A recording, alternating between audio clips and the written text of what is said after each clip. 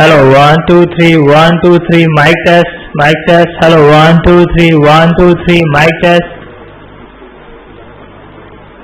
Hello, 1 2 3 1 2 3.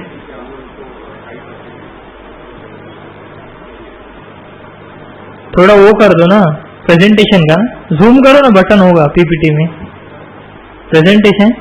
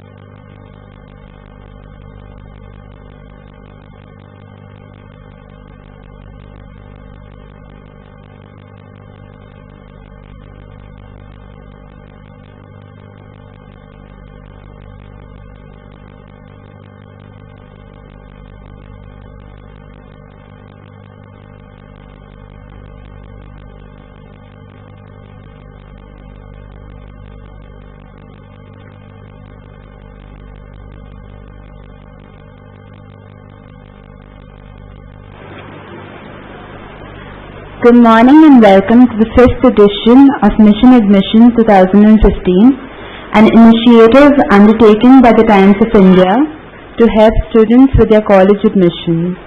This is the last session for this year. In today's session, we will be focusing on overseas education. Our first speaker for today is Ms. Disha Malik.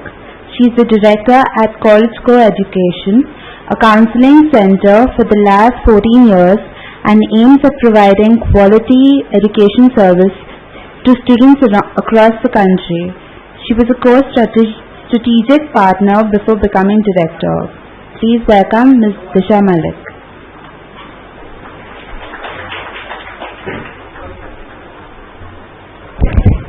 Good morning, everyone. Nice to see you. I'm going to put this down a little. I'm not tall enough that you'll be able to see me over the screen, unfortunately. So, as I was introduced, my name is Disha Malik. I actually studied in the US myself, so I have first-hand experience in admissions overseas. I studied at the University of Chicago, which debatably is the best university for economics. We sometimes have to fight it out with MIT, but you know how it is. I also did an English major, so I double majored when I graduated. Graduated 3 years ago. And I've been involved with college education for 5 years, part-time, and the last year, full-time, and really involved with working with our students. Before I joined College Core full-time, I was also working in the US, so I understand the process of applying for an H-1B visa, going through the recruiting, so I can always give you that perspective as well. Now, today we're going to do an overview of the admissions overseas process. So today's session is going to be focused a little bit more on the undergraduate aspects. When we're not covering grad schools, we're looking at the undergrad opportunities right after high school. Right? So I'm going to start off basically, give me 1 second. Let me pull up the right presentation. Here we are. Ouch.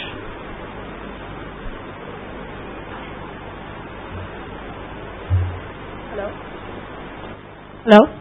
So much better. I can walk around now and you can see me now. So 5 sections today. A quick overview of overseas education, including advantages, disadvantages of studying abroad. Exploring countries. So what we'll be doing is a quick deep dive into pros and cons by country. Some places are close by, some places are far away, some places are more flexible. We'll discuss some of those opportunities. The next part of it is going to be the college admissions process. So what do these colleges need from you? What countries require class 12 grades versus looking at all 4 years? So those little details. The next piece is something that's near and dear to a lot of us. Financial aid and scholarships. Everybody would like to get money. How do we do that? Where do we apply? What does that do to our application? And ending it with questions. So I'm sure you're all full of questions, but I'd love to save that a little bit towards the end. Only because that way we can get through the material and the material might be able to answer a bunch of your questions already. Right? So let's get started. So we're all interested in looking overseas, and there's a number of countries that Indian students often look at, primarily the US, UK, Canada, which will be covered later today, as well as Singapore, Hong Kong, and Australia and New Zealand. And I'm going to be looking at those briefly. So what are the considerations when you're applying abroad though? There's advantages and disadvantages. Anybody want to volunteer an advantage of studying abroad? For me, an advantage was the flexible curriculum. I didn't know what I wanted to study necessarily. I was interested in economics. I was always good at English. I didn't know what I wanted to do specifically, and so that's why I applied abroad. But there's a number of advantages in the process. Here's a few of them. So diversity is a huge piece. You get to study with a lot of different kind of people. They're coming from different backgrounds, they have different perspectives. So you learn not just from your professor, but the students around you. And that's a huge advantage of studying abroad. The flexible curriculum, as I already mentioned, and then the idea of broadening your world experience. India is becoming increasingly globalized, multinationals are all over the place, so having that experience of working from people around the world is valuable in a safe setting like college. There are disadvantages. Something I was worried about was how far it is from home. The US can be anywhere from a 16-hour direct flight to a 22-hour flight to a 25-hour flight with layovers. Singapore is much closer. 5 hours? Not a bad option. But there are distances away from home. It's expensive. It's definitely more expensive than studying in India.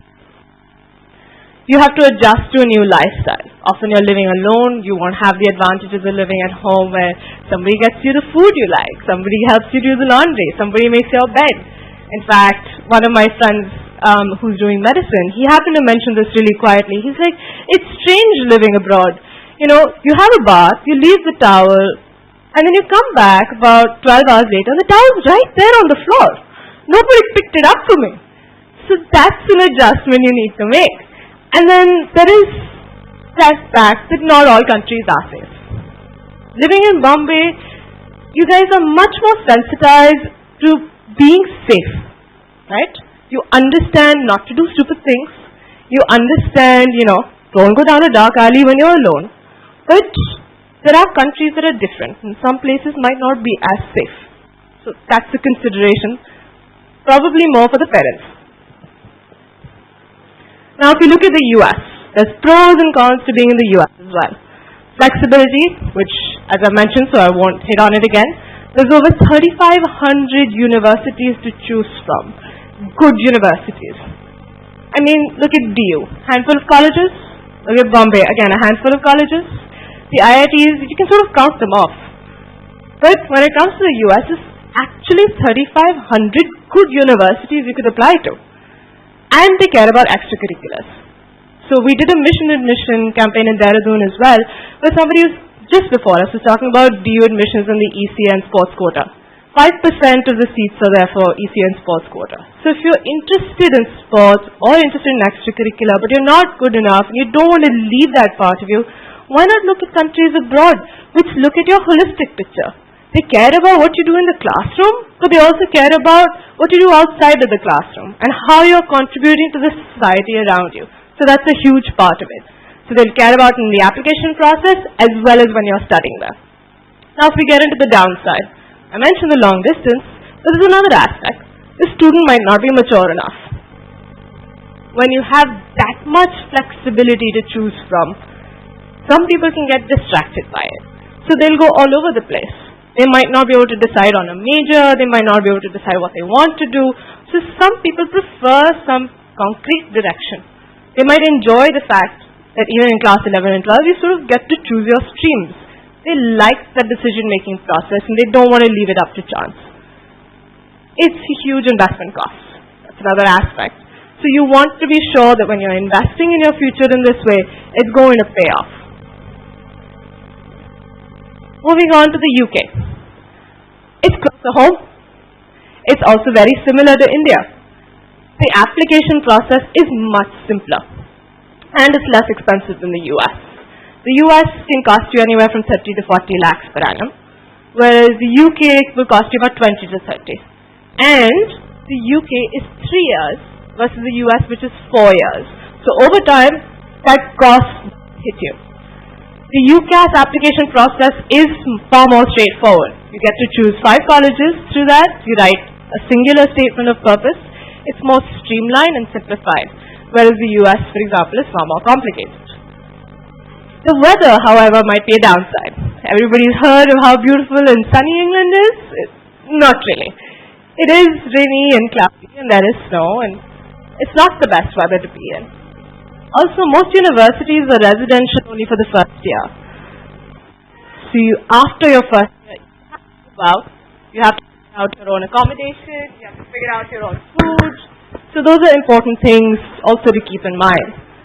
And then because it's so similar to the Indian education system, or actually I should say the Indian education system is similar to the UK education system, it's not as flexible. So you sort of have to decide what you want to study, and you don't have complete freedom to change your mind.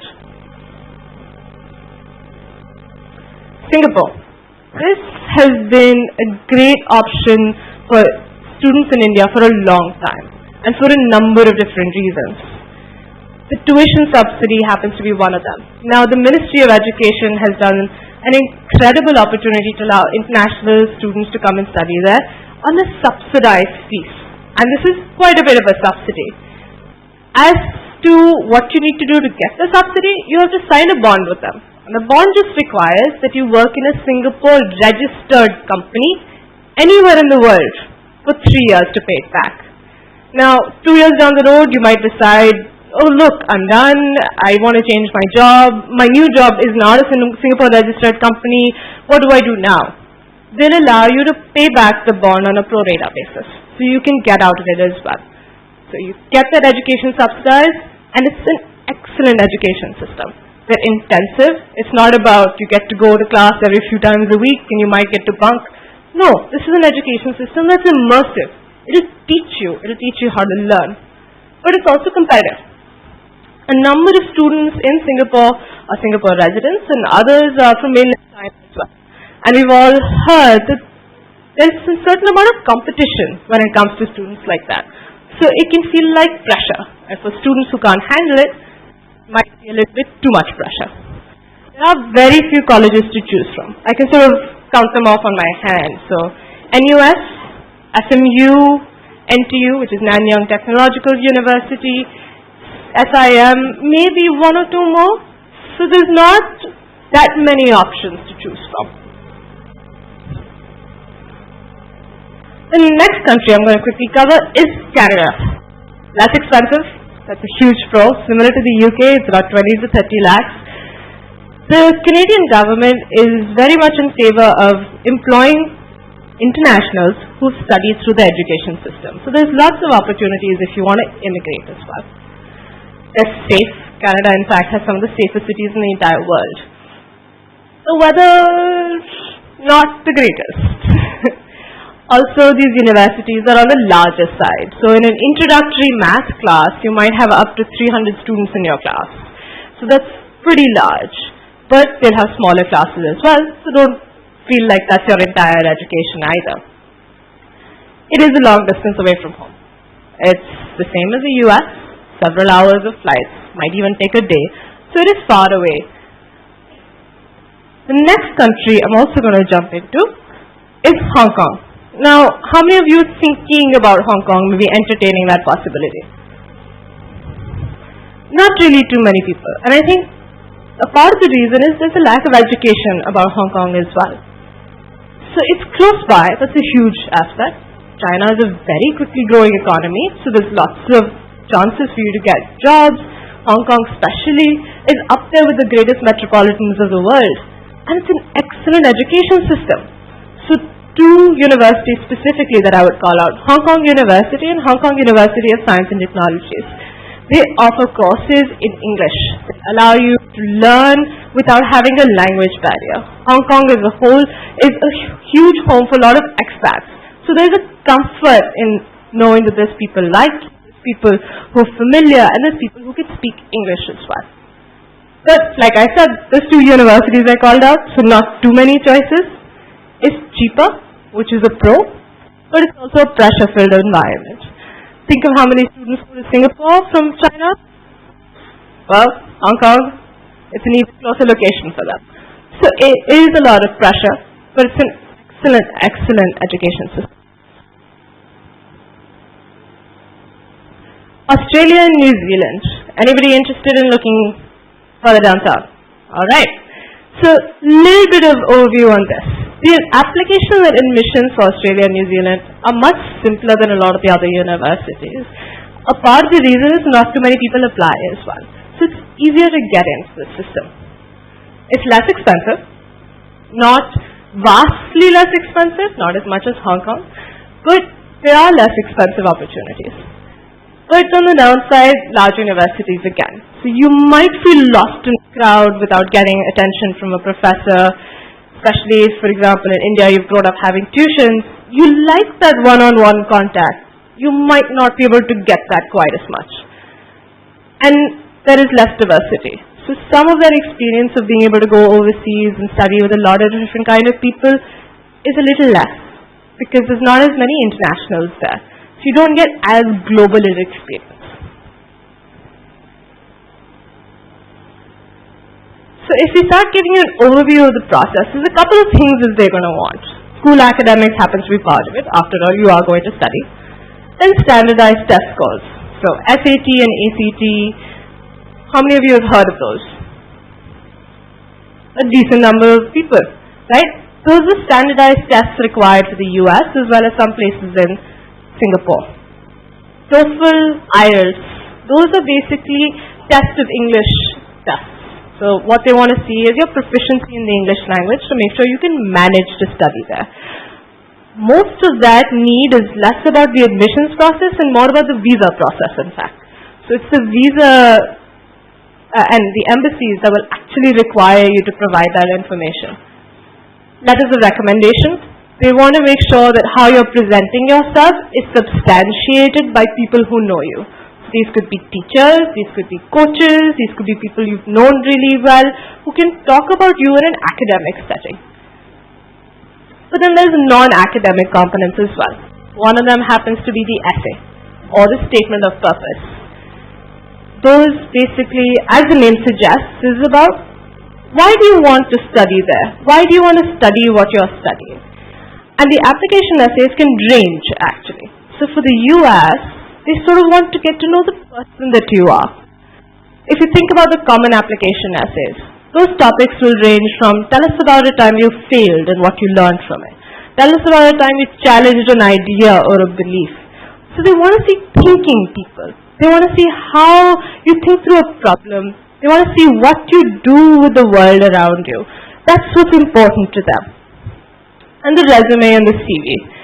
I'm sure a lot of you have collected certificates over the past, and there's a nice little stack that's lying over there. Unfortunately, you can't really send all the certificates to these colleges. So what they want to see is a summarized view of all you've been up to. That's what a resume or a CV does. In fact, I would say, don't send all your certificates.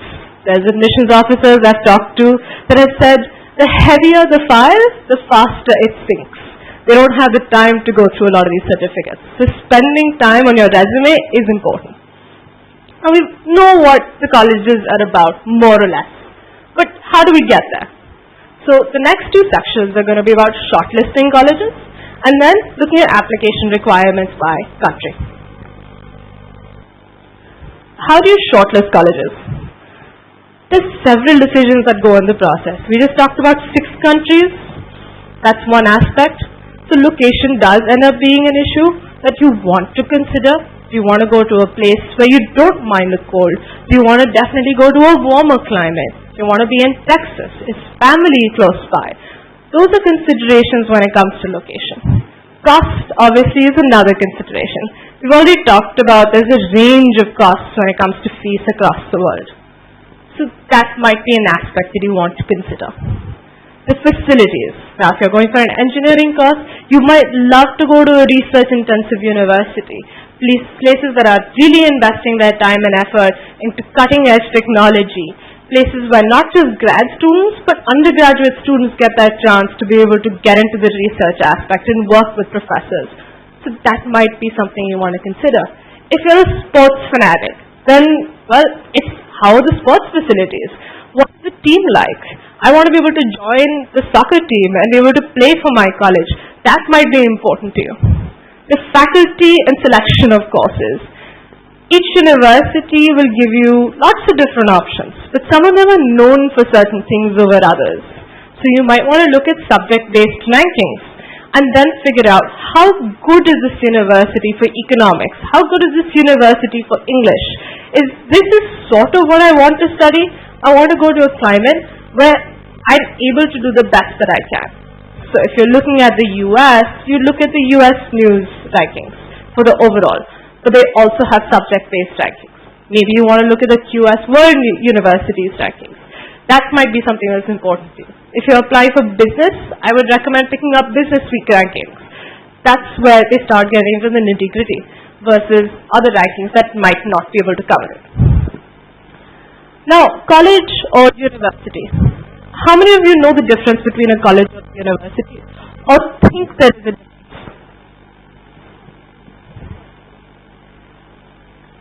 Anyone feel like there's a difference, or is it sort of interchangeable? There might be somewhat of a difference, right?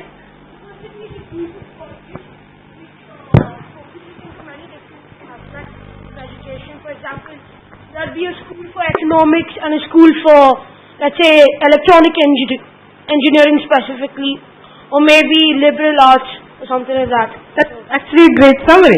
Now, there is a difference between colleges and universities, and what you described is something very specific in the US, in fact. So in the US, the university can have colleges within it, so it could be College of Arts and Sciences, College of Business, College of Technology, College of Engineering, etc., etc. But you don't apply to a college necessarily, you apply to the university. So it's not like DU, where Delhi University is there, and that has a collection of colleges. You apply to Hansraj, or you apply to Hindu, or you apply to SRCC. So it's a little different from that, because colleges in the US are equally good as the universities. So liberal arts colleges, for example, those don't have the pre-professional colleges attached to them. They're only the College of Arts and Sciences. But they are as good, if not even better, than some of the universities around. In Canada, college versus university is a big difference. Big difference. The universities are what the premier schools are. Colleges are often private, small, not necessarily the best. They can't have the best facilities either. So in Canada, there's a huge difference. The US, not really. The UK, again, you have to evaluate what country am I looking at, and is there a difference between applying to a college versus a university. And I mentioned public versus private. That's also a consideration. Harvard, for example, is a private university. Michigan State, that's a public university. What is the difference between the two of them? Harvard has a huge endowment. They have a lot of money, so they can afford to spend this money on a lot of things for their students, whereas state universities might not be able to do the same. Also, because they don't have the same kind of endowment, their class sizes will be larger. Not all classes again, but a lot more classes that will be larger. Whereas private universities will allow you to have smaller class sizes, as small as 10 people even, where you actually get to know the professor really well, instead of having a large classroom where your entire interaction with the professor is based on a little buzzer where you can press the answer, whether it's answer A, B, or C when you ask the question. The reputation is important to all of us. You want to get to a university that's known for what it does. So that is definitely something to be kept in mind. Personal fit. This is not something we generally think of. In fact, we often focus on the reputation and rankings aspect and not on the personal fit. Each university is different. It's in a different location. Some of them are smaller, some of them are larger, some of them are in urban locations, some of them are more rural. You want to see that you'll fit in with that university. Chicago, for example, where I met, has this idea of the life of the mind. So it's a very intellectual place. That's what I wanted to do, and that's why I chose it. Northwestern, again an excellent university in the same city, on the other side of the city, in fact. That's completely different. Their focus is far more professionally focused. They might have a great school of journalism, in fact. Those are things that they're looking at. I might not have fit in Northwestern, so I never applied. And then admissions requirements. Do you fulfill the requirements? If you're in December of class 12 and you're like, maybe I should give the SAT, you might be a little too late to apply to the US at that point. The SAT should be given a couple of times, in fact, before you even start applying. So admissions requirements does become a consideration. SMU, for example, and NUS, colleges in Singapore, they want a high percentage in your class 12. Their cutoffs are almost higher than Delhi University at this. So a 97%, you might have a chance to get into Singapore. Those are admission requirements you have to think about. So that brings us to these application requirements. What I've highlighted in yellow versus red is there's some things that are needed by all countries. The TOEFL and the IELTS, for example. But there are things that are different as well. So the application essays, the statement of purpose. UK, Canada, they require a statement of purpose. The others, application essays. So you're responding to a prompt or a topic. When it comes to school grades, there's very few places that want to see all 4 years. So the US, Canada, Hong Kong, Australia, New Zealand, they will care about your academic progression over class 9, 10, 11, 12. All 4 years. Whereas other places like Singapore will look at only the class 12 board exam. SAT and ACT, as I mentioned, the US requires the SAT or the ACT. Similarly, there's 2 universities in Singapore that require it as well, SMU and Yale in US. Those are the 2 which will also look at the SAT. Extracurricular activities. Again, less of an emphasis on extracurriculars in the UK and in Singapore, a lot more on the other countries. So they care about what you've been doing outside the classroom more. And then financial documents. While you're applying, both the US and Canada really want to see your financial documents, or rather your parents' financial documents. What does this mean? This means they will look at probably the last 3 years worth of income tax returns. They're going to be looking at statements from the bank for the last 6 months or so. They really want to make sure that you can afford to send you abroad, and then you won't be able to, you'll be able to afford the fees when you get there. So that's what they're looking for. So that's a part of the application. And then all of them have an online application. So don't feel like you have to go and visit. So often visiting does give you a better perspective of the universities and make a stronger application.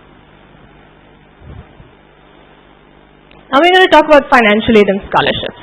3 things under financial aid and scholarships.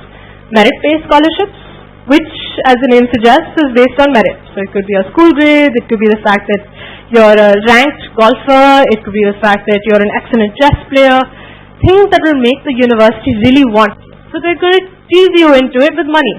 So like, we'd love to have you join. You know what? We're going to waive 50% of your fees. Please join us.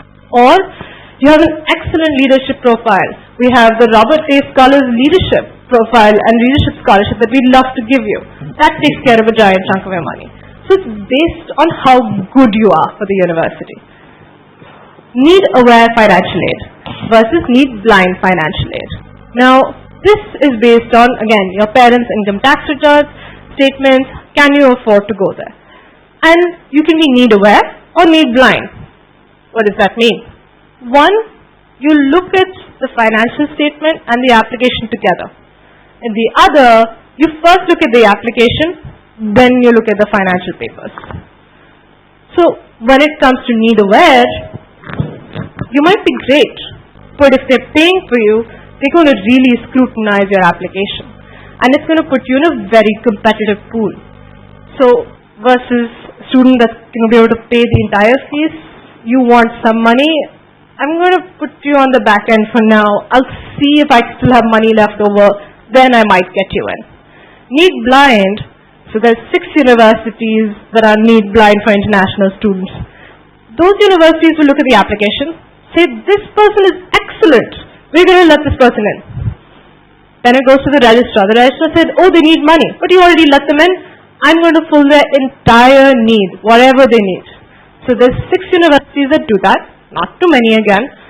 Harvard, Yale, Princeton, MIT, Amherst, and Dartmouth. That's it. There might be a lot of other universities that are need blind for US citizens, not for international applicants. And different countries have different kinds of aid available.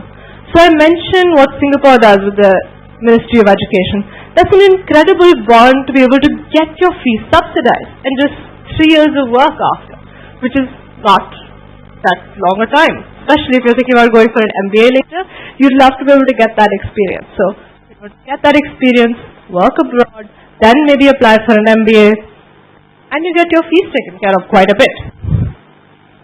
Unless the universities need blind, I'm going to say it again, unless the universities need blind for international students, it's hard to be able to get that aid, and you are going to impact your application in the process. So now we get to the question and answer session.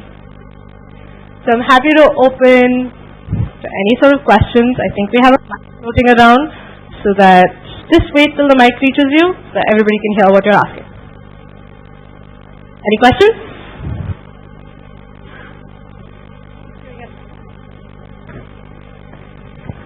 Can we get a mic check, please?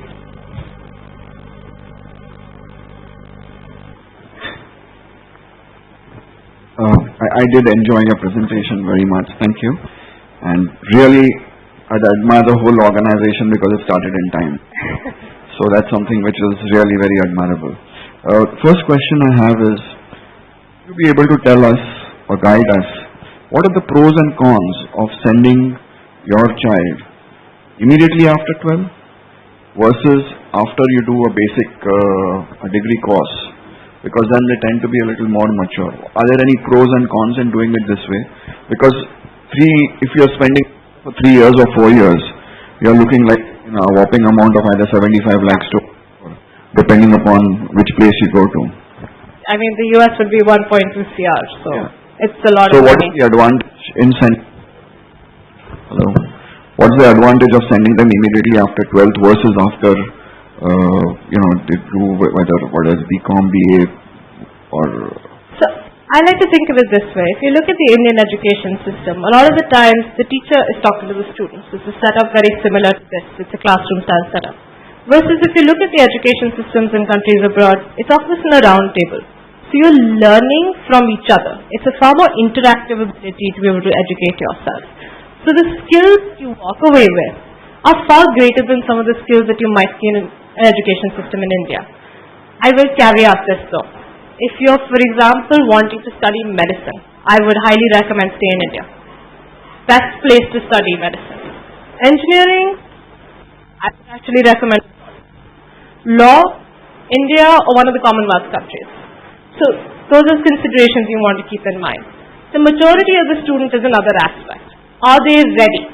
Is it too much pressure for them? Is it easier to have them closer to home so they can come home more often? Do you feel better about having them closer to home? Those are all things that you would like to keep in mind. When it came to me, I knew I was ready to study abroad, as well as my brother. He was also absolutely prepared from day one. He had done his research, he led the application process. And in fact, that's an important aspect of it. If they're applying abroad, let them start taking charge. They start learning independence immediately. And how does one find out about the focus of each and every different university?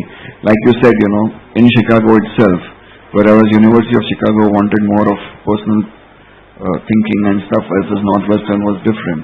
So is there any way in which a candidate or a student wanting to study finds out what is the hallmark of each system?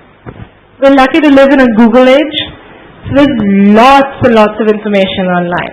Each university obviously have their own website, and they talk a lot about what they do. They'll have an admissions blog that will again talk about what they're interested in, what their whole policy is, what their brand is.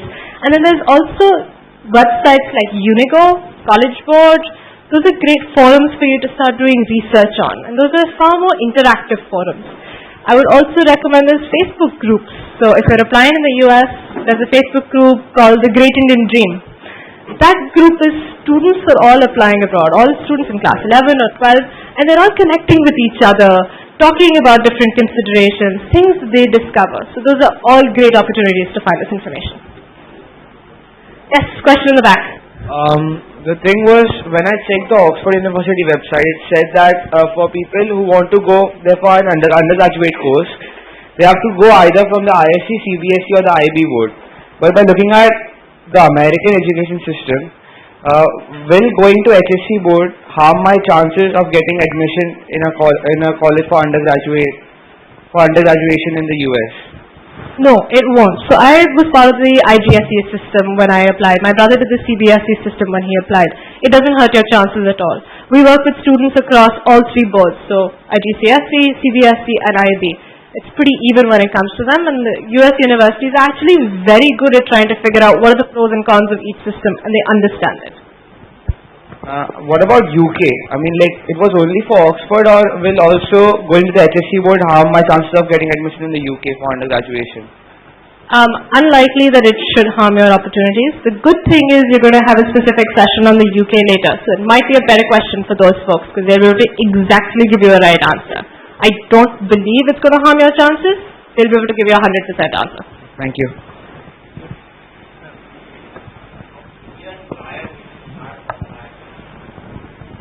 So, how many years prior should you start when you're applying to the US is what the question was. When it comes to the SAT and ACT, I highly recommend just get the testing over and done with in class 11. Just finish it. all of it. Class 12 is going to be crazy busy for you. You're going to be looking at all the colleges, you're going to be applying, you're going to be writing essays, and oh wait, there's that one thing called the boards. So it's going to be a crazy, crazy time. If you can start in class 10, then do the PSAT, which is the preparatory form of the SATs. That gives you an idea of what the test is like.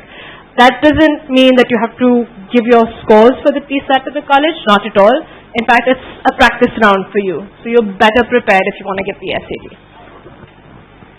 Yeah.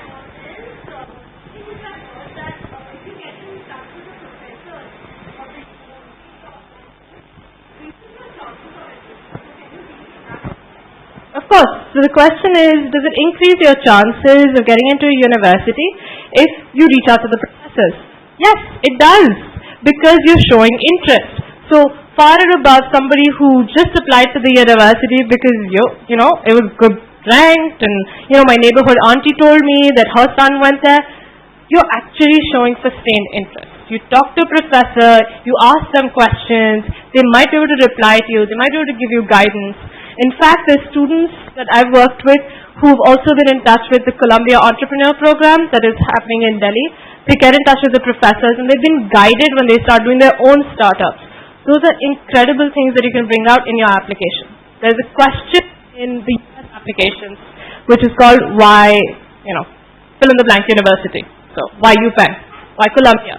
That's where you can bring out these details. I've been in touch with Professor X about, my interest in microbiology or biotechnology, and he was mentioning these research papers, and it would be incredible to study with him sometime in the future. So that's an important aspect.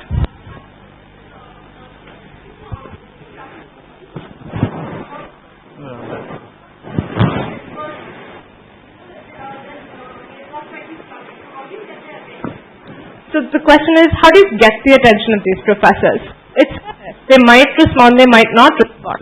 Now, if you have an actual reason why you're reaching out to them, they're far more likely to respond. So read up about the professor, find their LinkedIn page, find them online, see what research they've done. When you're talking to them about things that they've actually done, as opposed to saying, hi, I'm a student from India, really interested in microbiology, it's a huge subject, they're more likely to respond. Question is back.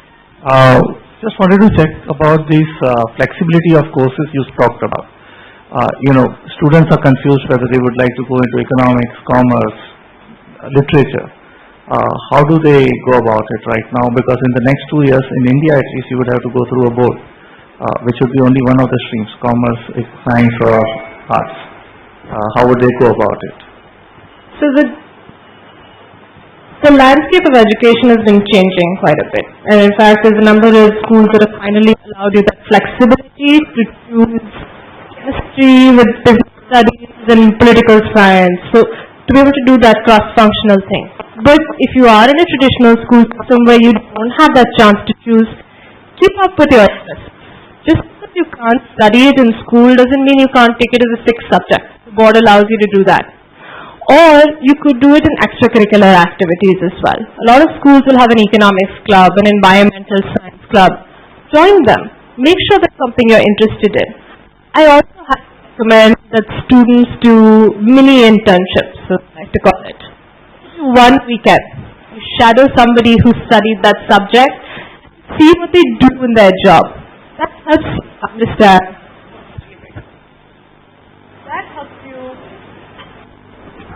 That helps you understand if that's something you're interested in. Yes.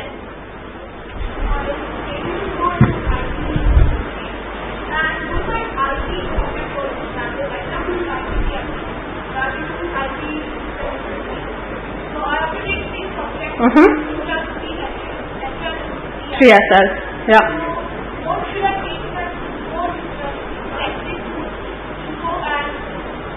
If you're interested in economics and business and you really want to target the best universities, and I'm saying best universities, not Ivy League, if you're not, because the Ivy Leagues are not the best. Stanford, not an Ivy League. Just to keep that in mind. Economics and business means it's a math-based subject, so you have to be able to show proficiency in math. So that's one important component to keep in mind. If you're definitely applying for eco, take eco. Show them that you're interested in the subject. Other than that, it does not matter. at all. Sure.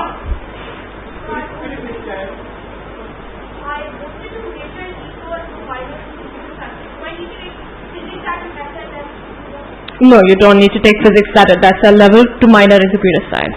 Now, the flexibility aspect that the US provides you, you don't have to declare your major when you're applying at all. In fact, you have about a year and a half, some universities even say 2 years to explore, make up your mind, decide what you want to get. Once you're in a university, you have that flexibility. So in terms of applying, you don't have to say, oh, I'm minor in computer science, my 3rd year, so I'm going to do this beforehand. Yes.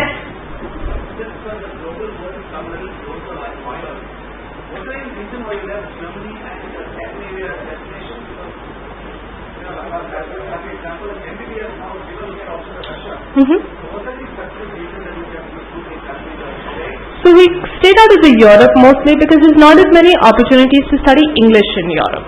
Now, yes, some countries, some courses, some universities, there are opportunities. But with a large audience, we wanted to stick to the more popularly known examples.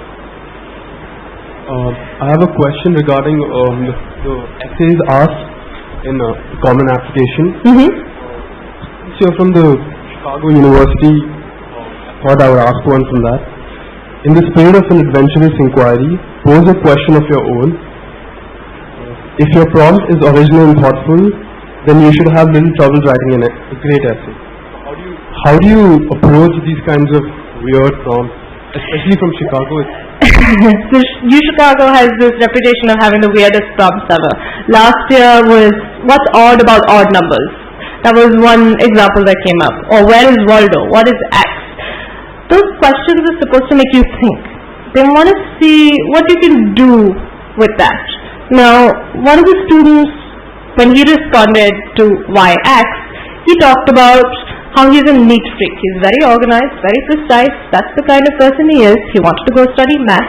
And so he's like, ever since I was a child, my desk drawers were labeled L1, L2, and L3. Of course they were labeled that. I know exactly what that stands for. So he took that question and ran with it and did something completely different. In my case, when I wrote my essay, mine was about the table. So it's tell us about your table. It could be real, metaphorical, it could be dinner table, anything. Tell us about your table. I wrote mine about my exam table. My board exam table, I described the torn pieces of paper, the glue, the scratch work. That's what I wanted to play with. And through that, I described my English literature paper. A good friend of mine who's from Africa, she wrote about the fireplace as a metaphorical table. So you really get to have fun with these essays. They're not like the CBSE essays or the SAT essays. They really make you think.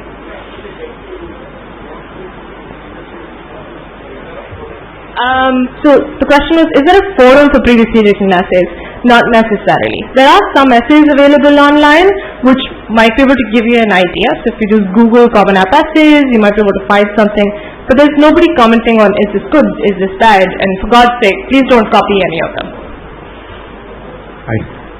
My son is interested in automobile car design. Would you recommend any specific country, any specific university, or how should you approach about this? Some range of the fees as well. So when it comes to automobile car design, you can either do the engineering aspect or you can get into the design aspect of it. So those are the two things that I would specifically look at. If it is the engineering aspect, look for example, in the US there's a number of opportunities to study automobile engineering. If it's not automobile engineering, mechanical engineering, that might be an avenue to get it. If he does mechanical, he'll have to supplement it with internships with places like Ford or Chrysler. Something that shows his interest in automobile engineering. There are also students in the UK that have that opportunity to study automobiles. So there's a lot of opportunities available. Sure.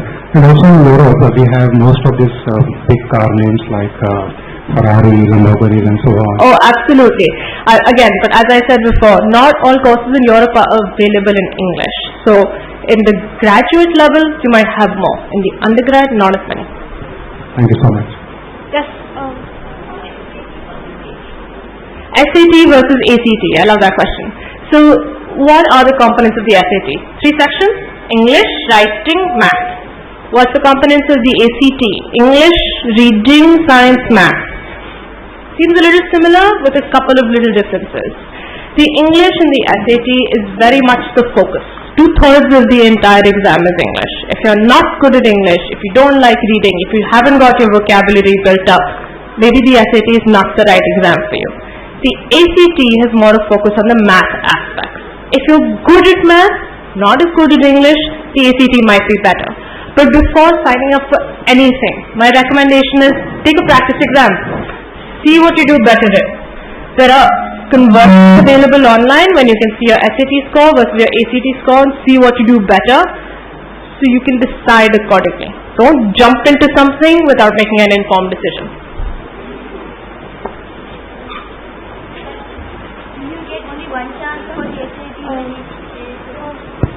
So the question is, do you only get one shot for the SAT or the ACT?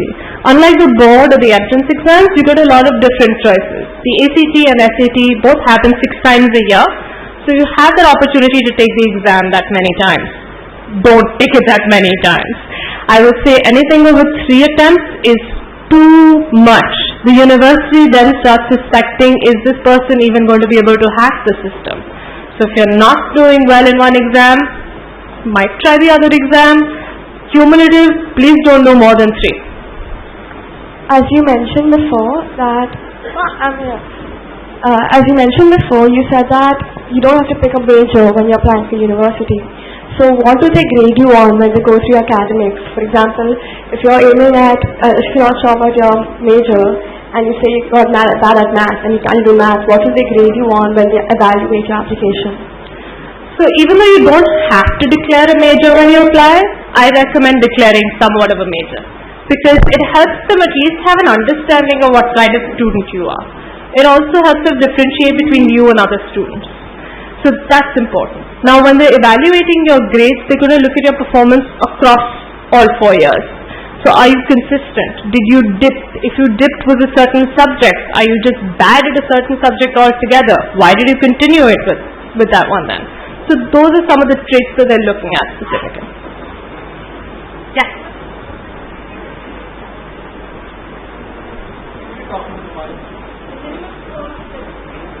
Minimum score in SAT. No minimum scores have been specified by any university, but all universities have an average score range available on their website that gives you an idea what kind of scores they're looking at. I can't hear you, I'm sorry. Could you speak in what university? Again, at 3,500 colleges, I would say it completely ranges. An excellent score could be 2,400 obviously on the SAT. But there are a number of universities you can also target with about 1,800 or so. It depends completely. Question in the back. Can you do double majors? Yes, I double majored. So my question is, can you do double majors in contrasting subjects like business management and journalism at the same time? Some schools will let you, other schools won't. So they might let you do things within a specific college. So arts and sciences, you can do computers versus physics or English or Spanish or whatever it might be. But if you're part of the School of Engineering, you might not be able to also study at the School of Journalism. Some places will, other places will say, do a minor, we'll let you do that, but not a double major. Thank you.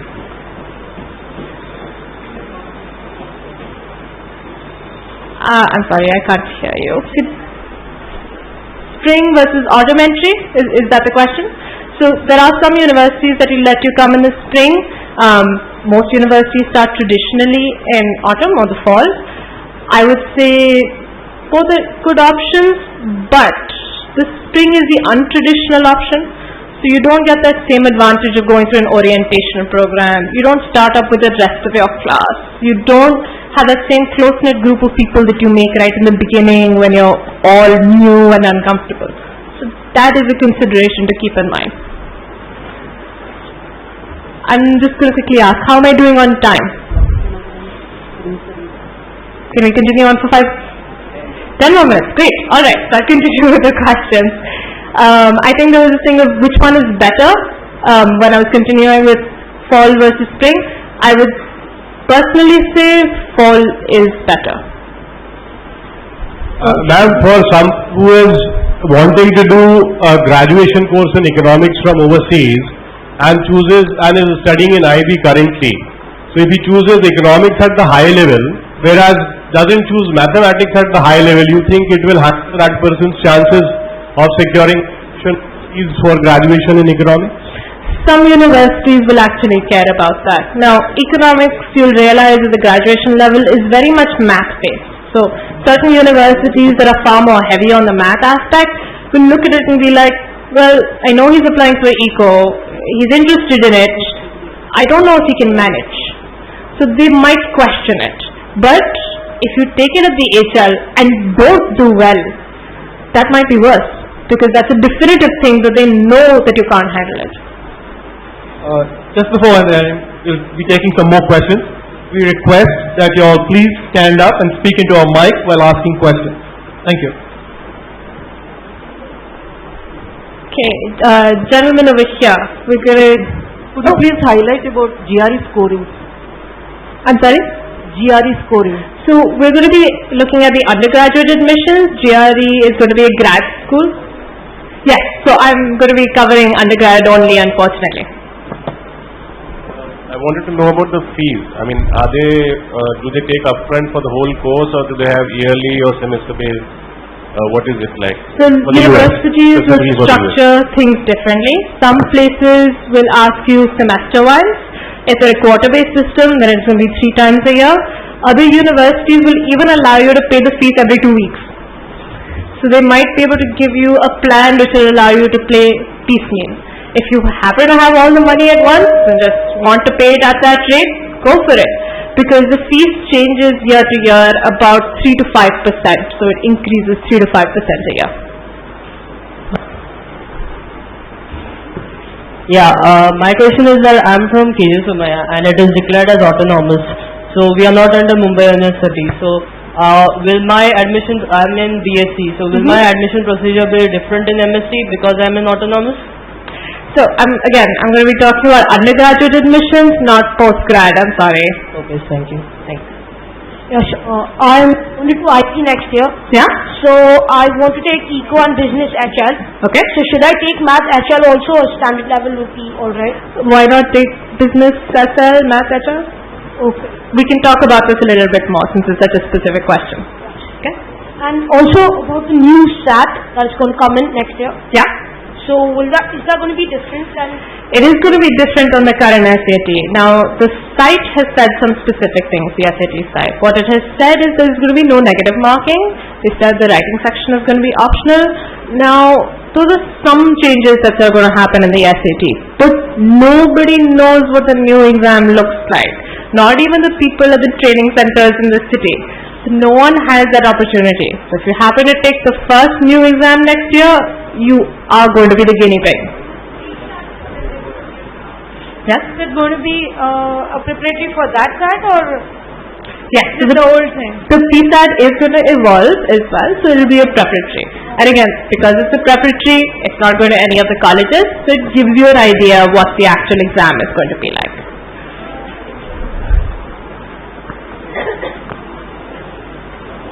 Is there an equivalent exam like PSAT for ACT which you can use for practice? Unfortunately, no, but there's lots of websites online that will let you do practice ACTs. So download the exam, practice at home. A lot of training centers as well allow you to do diagnostic exams and practice exams. So you can really get that practice out of the way. It might not be in the same environment like the PSAT is, but you'll still get a good idea. There's a question over here. I'm going to get your mic. Why don't you talk over here on the mic? So how exactly should your preparation be for SATs, ACTs, and if you want to get a scholarship for undergrad in the US or UK, so how should your preparation be? Like, what's the level and how should you prepare or something like that? So how do you prepare for the SAT or the ACT? There's books available in the market, and a million of them. So the official guide for the SAT might be a great place to start. Kaplan, Parents, all of them have great books where you can start studying. There's also a number of training centers that will help you understand and learn how to crack the test. This is less about the content almost, and more about how do you approach this kind of test. So you can't really, do a rote memory and figure out exactly what the questions are. You have to evolve and change as the test changes for you. So that's the preparation that you need to do. How it has an impact on your scholarships? Well, I would say things like the academics, your SAT scores, those are almost getting your foot in the door. You need that to apply to certain colleges. So a good SAT, great academics. If you're targeting the top universities where the acceptance rate is 5%, you need that for them to even look at you twice. If you need a merit scholarship, then you have to be truly outstanding and not just in the classroom. They're going to care about your extracurriculars. So there have been students last year that have got full rides because they've done an incredible amount of work in the community service space. They started their own NGO, they've gone above and beyond. There's others who are nationally ranked golfers who've been picked up because the university is like, I want this person for my golf team, they're going to do a great deal, I'm going to pay for them, no matter what. So those are the things that will set you apart for scholarship. We'll take the last two questions for the session. First of all, thank you so much for being so punctual on time. I have a question for students having learning disability. What is the scope overseas? Could you please guide us for that? So we worked with a student recently who is exploring opportunities abroad. There's some universities in some countries that are very sensitized to learning disability. Now, these can range anywhere from ADHD to something a little bit more serious. They could be on the spectrum as well of the Down syndrome, and that might be something that they're exploring. Not all universities are open to allowing students. That would be my honest answer. Some universities are prepared, including students who might be visually impaired as well. So they will go out and make the difference. It's college to college, unfortunately. The other thing I would consider is if they do have a learning disability, you do want to make sure they're not going to a very competitive university so that they can survive. They'll enjoy it that way instead of being pressured all the time to study. You want that support for them. So those are some things I would definitely explore. One last question? Nobody wants to volunteer for the last question. It's going to close the entire session. Yes. Medium of communication in Europe, say Germany, being English in say a few colleges or universities? Very few. So I would in fact point to the Netherlands, Delft. Great university, does a lot of courses in English as well. But for example, if you're looking for something specific, mechatronics, unlikely. Some universities might have a couple of classes, they might not have the whole course, you might feel like you can't cope up quite as much, so that's something you should definitely look at. It has to be university by university. So it is for sure that in India, although we have the PYP or the other programs coming up, but if we look at postgraduate, say engineering, we don't have a single university having at par education with what is afforded worldwide. I think it depends student to student. So I'm not going to qualify it completely. When you look at the rankings, yes, universities abroad are ranked better than universities in India. But for certain students, the Indian education system is far more beneficial. So you have to look at it from the student perspective, not just what they're learning in the classroom. Normal Indian system is one way, flowing, absolutely. Or a group as you mentioned earlier. So do we have any engineering scope in India, some university somewhere where it's a group? It's all... Not as much, unfortunately, no. They'll have a few classrooms that are more discussion based and small, but not too many engineering colleges that will have those close interactions with the professor. I would point out universities like Ashoka. Now that's liberal arts, but excellent university. Been coming up really, really well. And they've done a great job of mimicking the US system. And they're doing that at a much more affordable rate for students who want to stay in India. Thank you everyone. Great meeting you. I'll be here for a little bit for any sort of questions. My information is up there in case you'd like to email us or contact us. Happy to chat and good luck as you're looking at admissions abroad.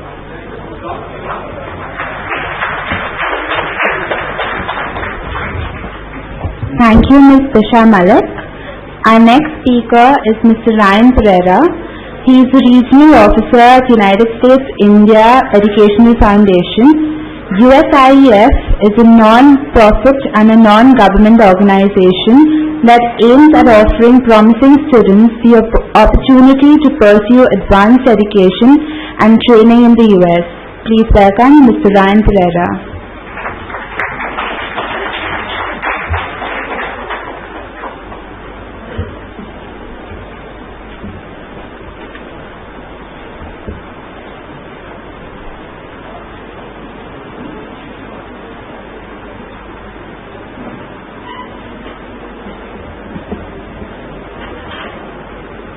Something else?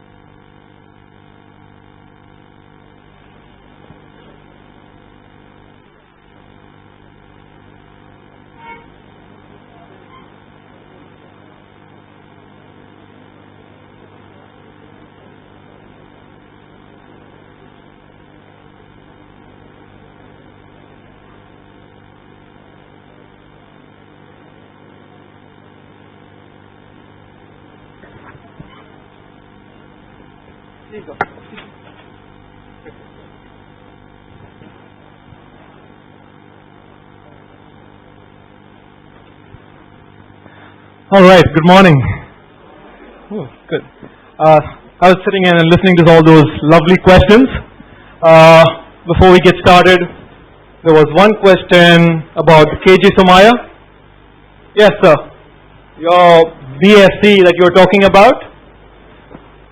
No problems at all. Okay, the only issue I could think of is that the BSc is of 3 years. A lot of colleges might want the 4th year, 16th year of education. Okay, but don't worry about autonomous. In fact, if it's autonomous, the chances are that the US colleges will realize that it's a really well-respected college in India. Okay? Yeah, hold on, we'll get started. We'll deal with questions. Before we got started, I just want to get that out of the way.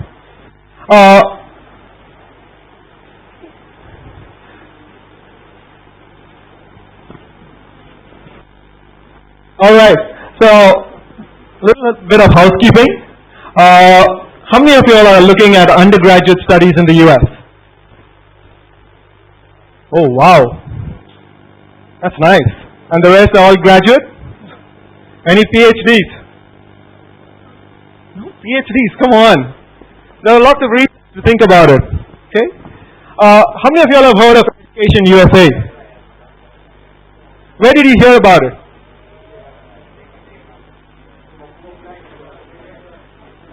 You had a session at our office.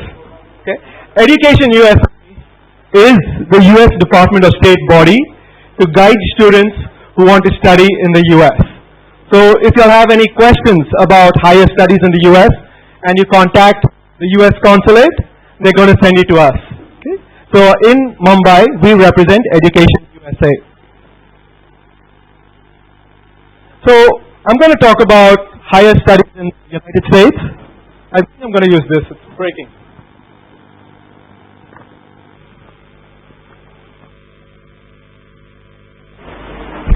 All right. So why do people want to study in the US? There are lots of reasons to study in the US. We talk about the flexibility. When we're talking about flexibility, it's more prevalent at the undergraduate level than the graduate level. Okay. But even at the graduate level, I've had people come to us and say, I've done 3 years of engineering and I'm not liking it. Can I switch my field? And the US will allow you to do that. Okay? So that flexibility is even there at the graduate level. But at the undergraduate level, really great flexibility. And I remember one of the questions was about double majors. A lot of the US colleges will allow you to do it. The only disadvantage is that if you're doing a double major, you might take more than 4 years to graduate. Okay? So that's the flexibility you have in the US. In fact, at the undergraduate level, most people would be taking 2 years of various classes in economics, biology, math, art, and that's when you really understand what it is you truly love to do as a career, and then you decide what you're going to major in. Okay, so that's flexibility. There are more than 4,500 accredited US colleges. So because of this great number of US colleges available, you have the wide spectrum of value. There are some that are very affordable and there are some that are very expensive. Again, the quality, the US is known for its high level of education. 3 out of every 4 US colleges are in the top 100. Okay, so almost 75% of all colleges in the rankings are US colleges. And one of the other good advantages of studying in the US is, somebody mentioned it earlier about the global exposure.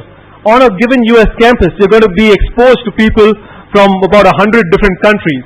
And this day and age of global networking, making friends with so many people from different countries is going to help you no matter where you choose to pursue your career. Okay? So there are lots of reasons why people want to study in the US and why the US makes sense. Two of the quick questions we get are, I'd like to study in the US, but it's expensive and it's hard to get a visa. And I'm going to cover both of those today. But I just wanted to start off by saying that as of last year, the Indians are the second largest international population at US colleges. There are a little over 102,000 Indian students currently studying in the US. So how is the US education system different from the Indian education system? There are two main aspects to it. The first is the flexibility, as I mentioned. In India, it's very stepwise: bachelor's, high school, undergraduate, master's, and then the PhD. In the US, you can jump from the bachelor's directly into the PhDs, and you don't need to do a master's. Okay? So that's a very big difference between the Indian education system and the US education system.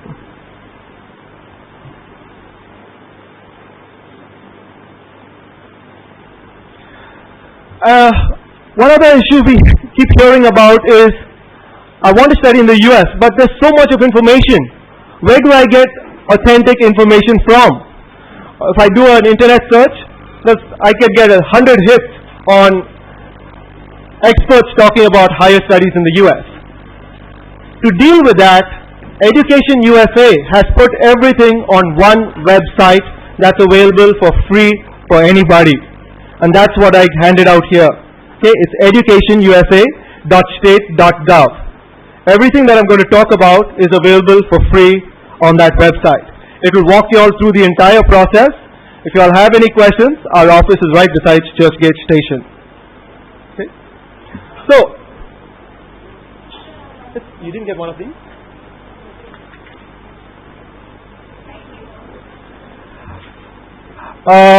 It's educationusa.state.gov. Okay. So there are 5 main steps that we want you all to follow. The first is called researcher options.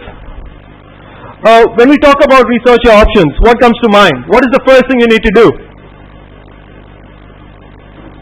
Yeah, I like to ask questions as well. So what is the first thing you'll need to do? Look at the courses being offered. What else? What do you want to do? How do you know that what you want to do? Talking to people. Come on, don't feel... Y'all are close to me, I'm going to pick on y'all. Education counselors. But what do you mean by education counselors?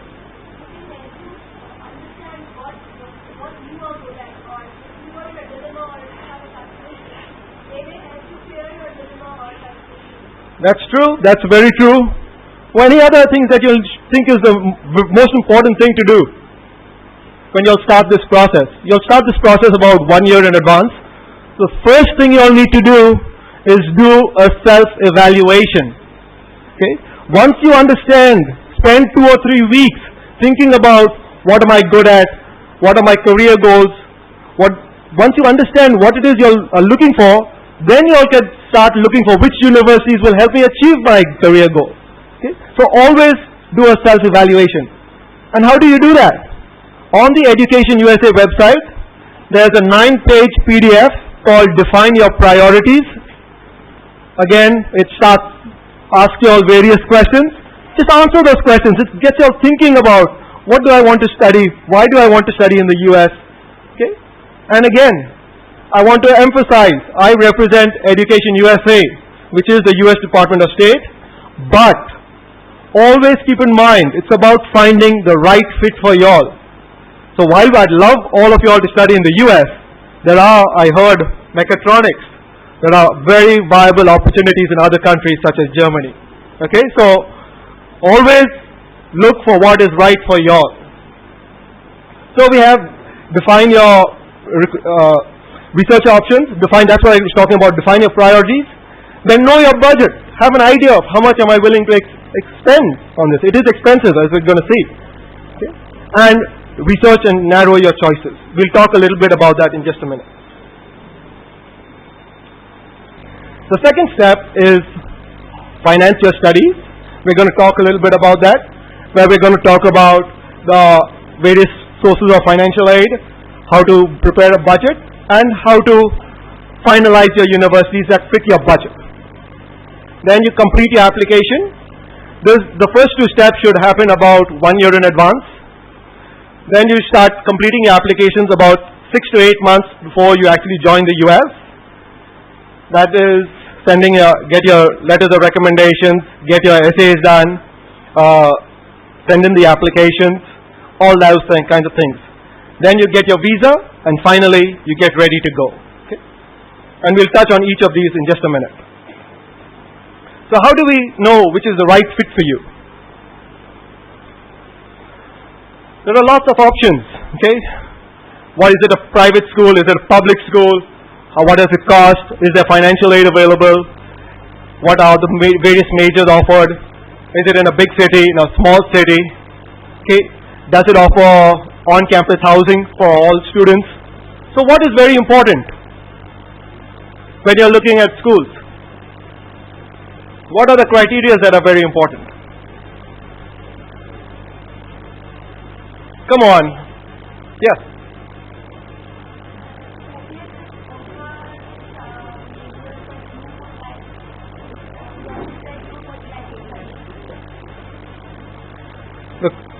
The universities that offer these subjects that you would like to study, that you want to major in. That's really good. That's very, very important. Look for the universities that are offer the majors. As somebody was talking, double major. That's the university. Is the university good? Has a lot of classes in those 2 subjects that I want to study. Okay. So majors is very important. And what I tell students, when you're looking for universities, location, type of school, public school, they're important. But the focus should be on the majors and the research that's going on for the graduate students and the cost. Then, if you're trying to distinguish between 2 very similar schools and you have to choose only one, then you could look at the other criteria. Okay? Is it in a big city, in a small city, things like that. Look at the majors, research, and the cost. And what I know it was discussed earlier, public and private. Is it really that different between a private and a public school in the US?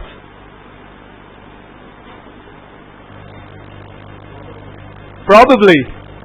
That's a very diplomatic answer.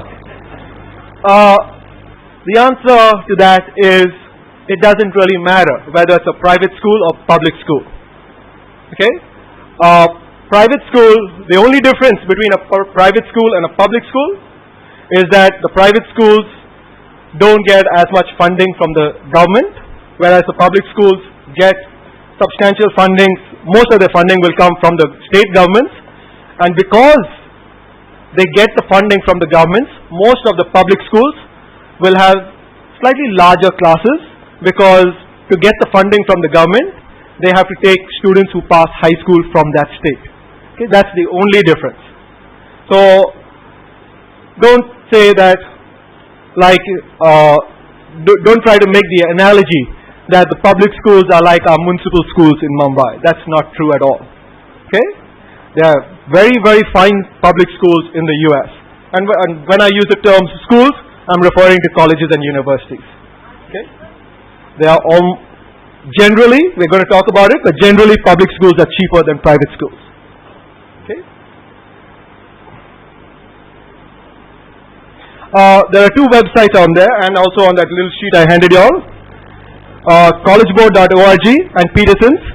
Though Peterson's is a very good website that we like to search for graduate classes, and for the undergraduate students, we like bigfuture.collegeboard.org. It's on that list. Okay?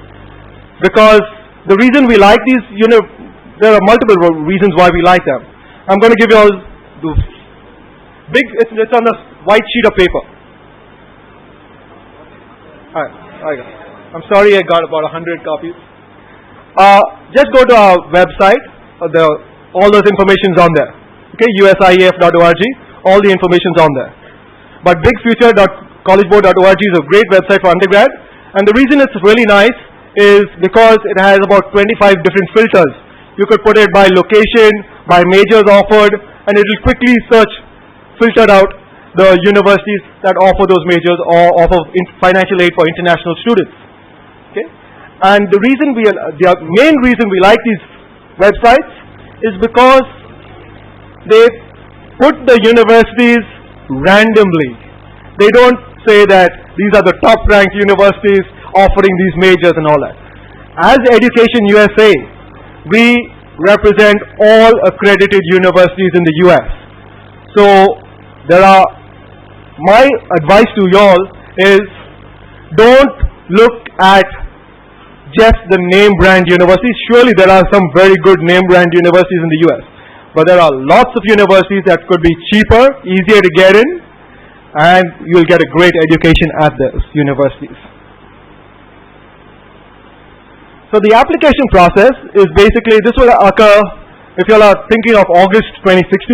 The application process will start around now. You need to first identify which colleges you're going to apply to. So that will be we like people to apply to about 8 to 10 universities in the US. When we're talking about 8 to 10, we want you all to apply to about 2 or 3 really dream colleges that somebody was talking about, the Ivy Leagues and all those. 5 or 6 should be suitable to your profile depending on your academics and your SAT or ACT scores or GRE scores. Okay? And maybe 1 or 2 safer colleges that will still be high quality. So you identify all your colleges, get all your educational credentials together. That is, for the undergrads, it will be everything from 9th standard onwards. So you need to get your 9th standard mark sheet, 10th standard, 11th, and maybe your 12th. For the graduates, it's everything after your 12th. Okay? Take your exams. There are 2 exams that you'll have to do. One English and one other academic exam. The English exam will be either the IELTS or the TOEFL. The TOEFL is accepted by all US colleges. The IELTS is accepted by most US colleges. So for the undergrads, there are 2 exams, either the SAT or the ACT, which was discussed earlier. In India, most students take the SAT, and part of it is because there are coaching classes for the SAT. The reality is, the ACT, most students worldwide take the ACT. And in India, we tend to have a lot of people who are very good in science, so they might do a little better on the ACT. Okay? But again, always take practice exams find out which exam you're doing better on, and then go ahead and give that exam and get a good score. For the graduates, it's almost surely going to be the GRE. If you're doing a business major, business MBA or something like that, then you might want to do the GMAT exam. Then you will get your recommendations. Usually it's 2 to 3. For the undergrads, it's going to be any teachers from 9th standard onwards can give your recommendations. For the graduate students, it will be almost surely people from your college, your project guide, your faculty member, and also if you've been working, you can get one from your work. Okay. So that's what I was talking about. And I heard some questions earlier about the PSAT. We are the PSAT center in Mumbai. Okay, so you will be talking to us come October, August to October. That's when we'll open the registration for PSAT. Another difference between the ACT and the SAT that I did not mention is that since the ACT has science and an optional writing, there are quite a number of US colleges that if you do the ACT with writing, you do not have to do the SAT subject exams. Okay, not all US colleges, but there are quite a number. With one exam, you get through all the academic entrance exams. There was other questions about what can we do to, I think it was you, who was talking about which classes can I take to show that I'm ready for college. There's something called the Advanced Placement Exam. This is offered only in May, and this is college level classes. That if you take the exam, you can get credits you don't have to take the introductory economics or introductory biology, depending on which exam you take. Okay, but those exams, again, we are the center in Mumbai. That's offered only in May. So plan ahead. So the application package will contain the application forms, the academic transcripts. Now for the undergraduates, one of the things we keep seeing all the time is a lot of people have done up to 10th in one school and then switched to a different school for the 11th and 12th. You need to get transcripts from your earlier school for 9th and 10th and a second set of transcripts from 11th and 12th from your current school. Okay? And if the schools are not familiar with what is a transcript, just send us an email. Okay? We could get in touch with them. You'll send them your standardized test scores, your letters of recommendations, your essay, and maybe a financial statement. Some universities will want proof that you can pay for the first year while you are applying. Now we'll talk a little bit about the cost and the finances. We like people to start thinking about your budget right away. It should be the first step. Then look for ways to reduce cost. What are some of the ways to reduce cost? Scholarships, that is actually financial aid. What are some of the other ways to reduce cost? Bank loans, that's financing your education. Working, internships, that's also kind of financial aid. How can you reduce cost?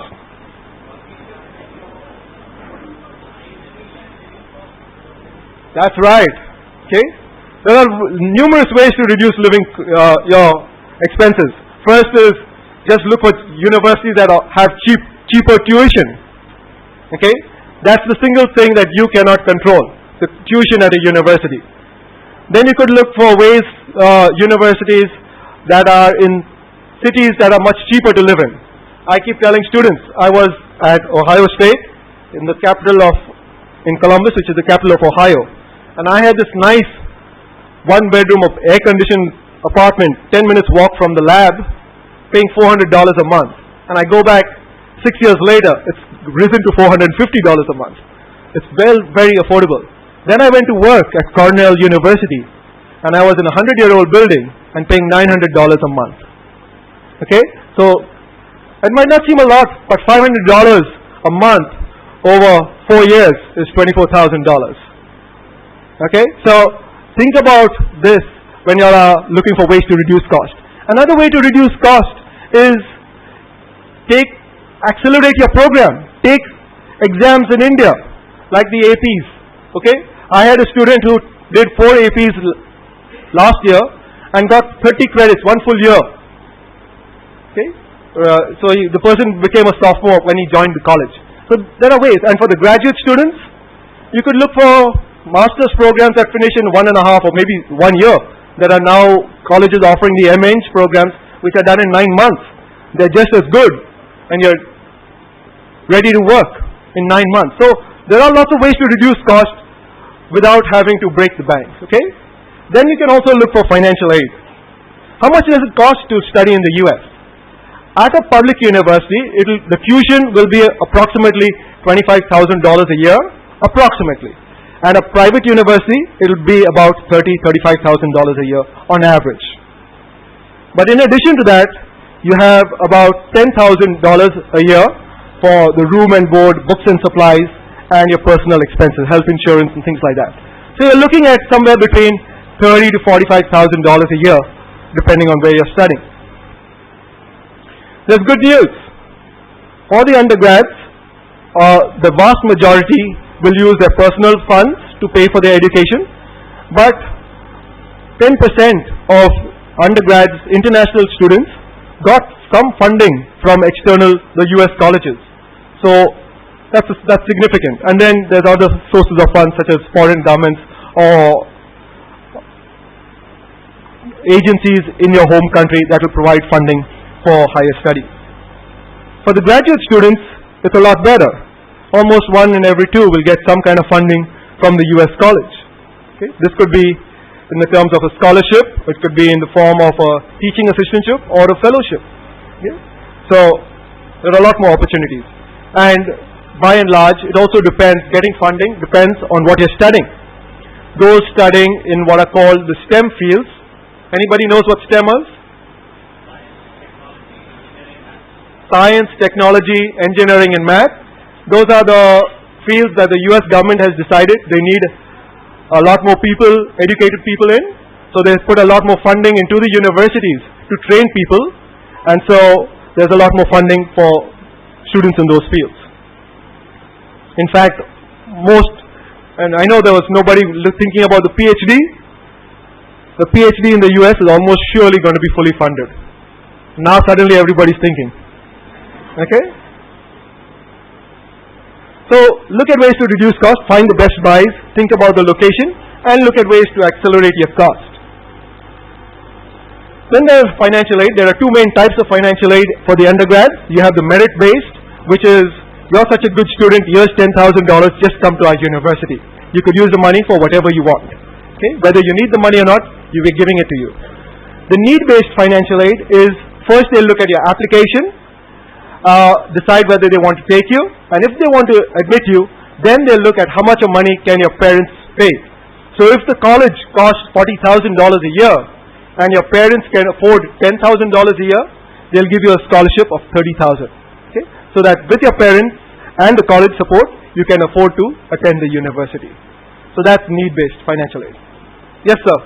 There's a question there. Mike? Just hold the question.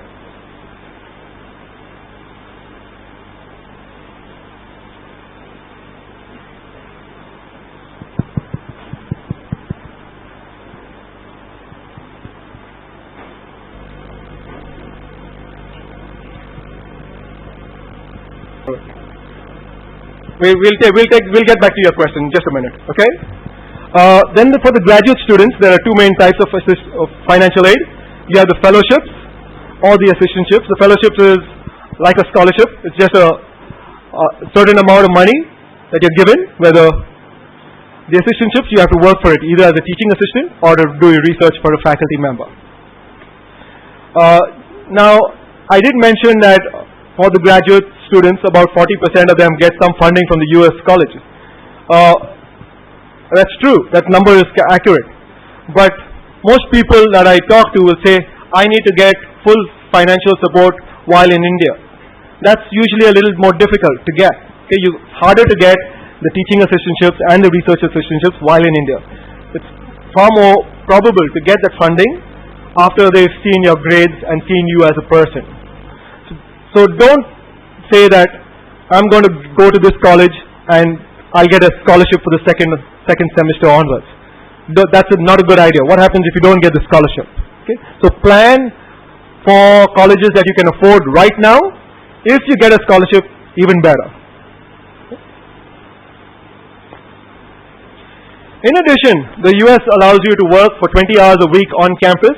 This is very important. 20 hours a week on campus only, while you are a full-time student. Okay? And usually most students will be going on the F1 visa. And during the breaks you can work for 40 hours per week. Another thing that they allow is that any student who graduates with any degree in the US can get 1 full year of full-time work experience. It's called optional practical training. And that's 1 year available for all students who graduate with a degree in the US. If you graduate with a degree in science, technology, engineering or math, you can apply for an extension of this OPT by an additional 17 months. So you're getting a total of 29 months of full-time work. That's almost 2.5 years.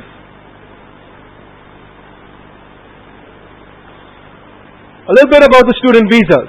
How many of you all think it's hard to get a US visa for studies? How many of you all were aware that just last week we had this one big event at the US consulate called Student Visa Day? 1,300 students were interviewed for their student visas in one day. So getting the student visa shouldn't be the deterrent to applying to the US. It's not that difficult. The hard work is looking for universities and being admitted to a college of your choice. Getting the US visa, while it is a necessary step, don't think that it's very difficult. Okay? There are very simple things you need to do.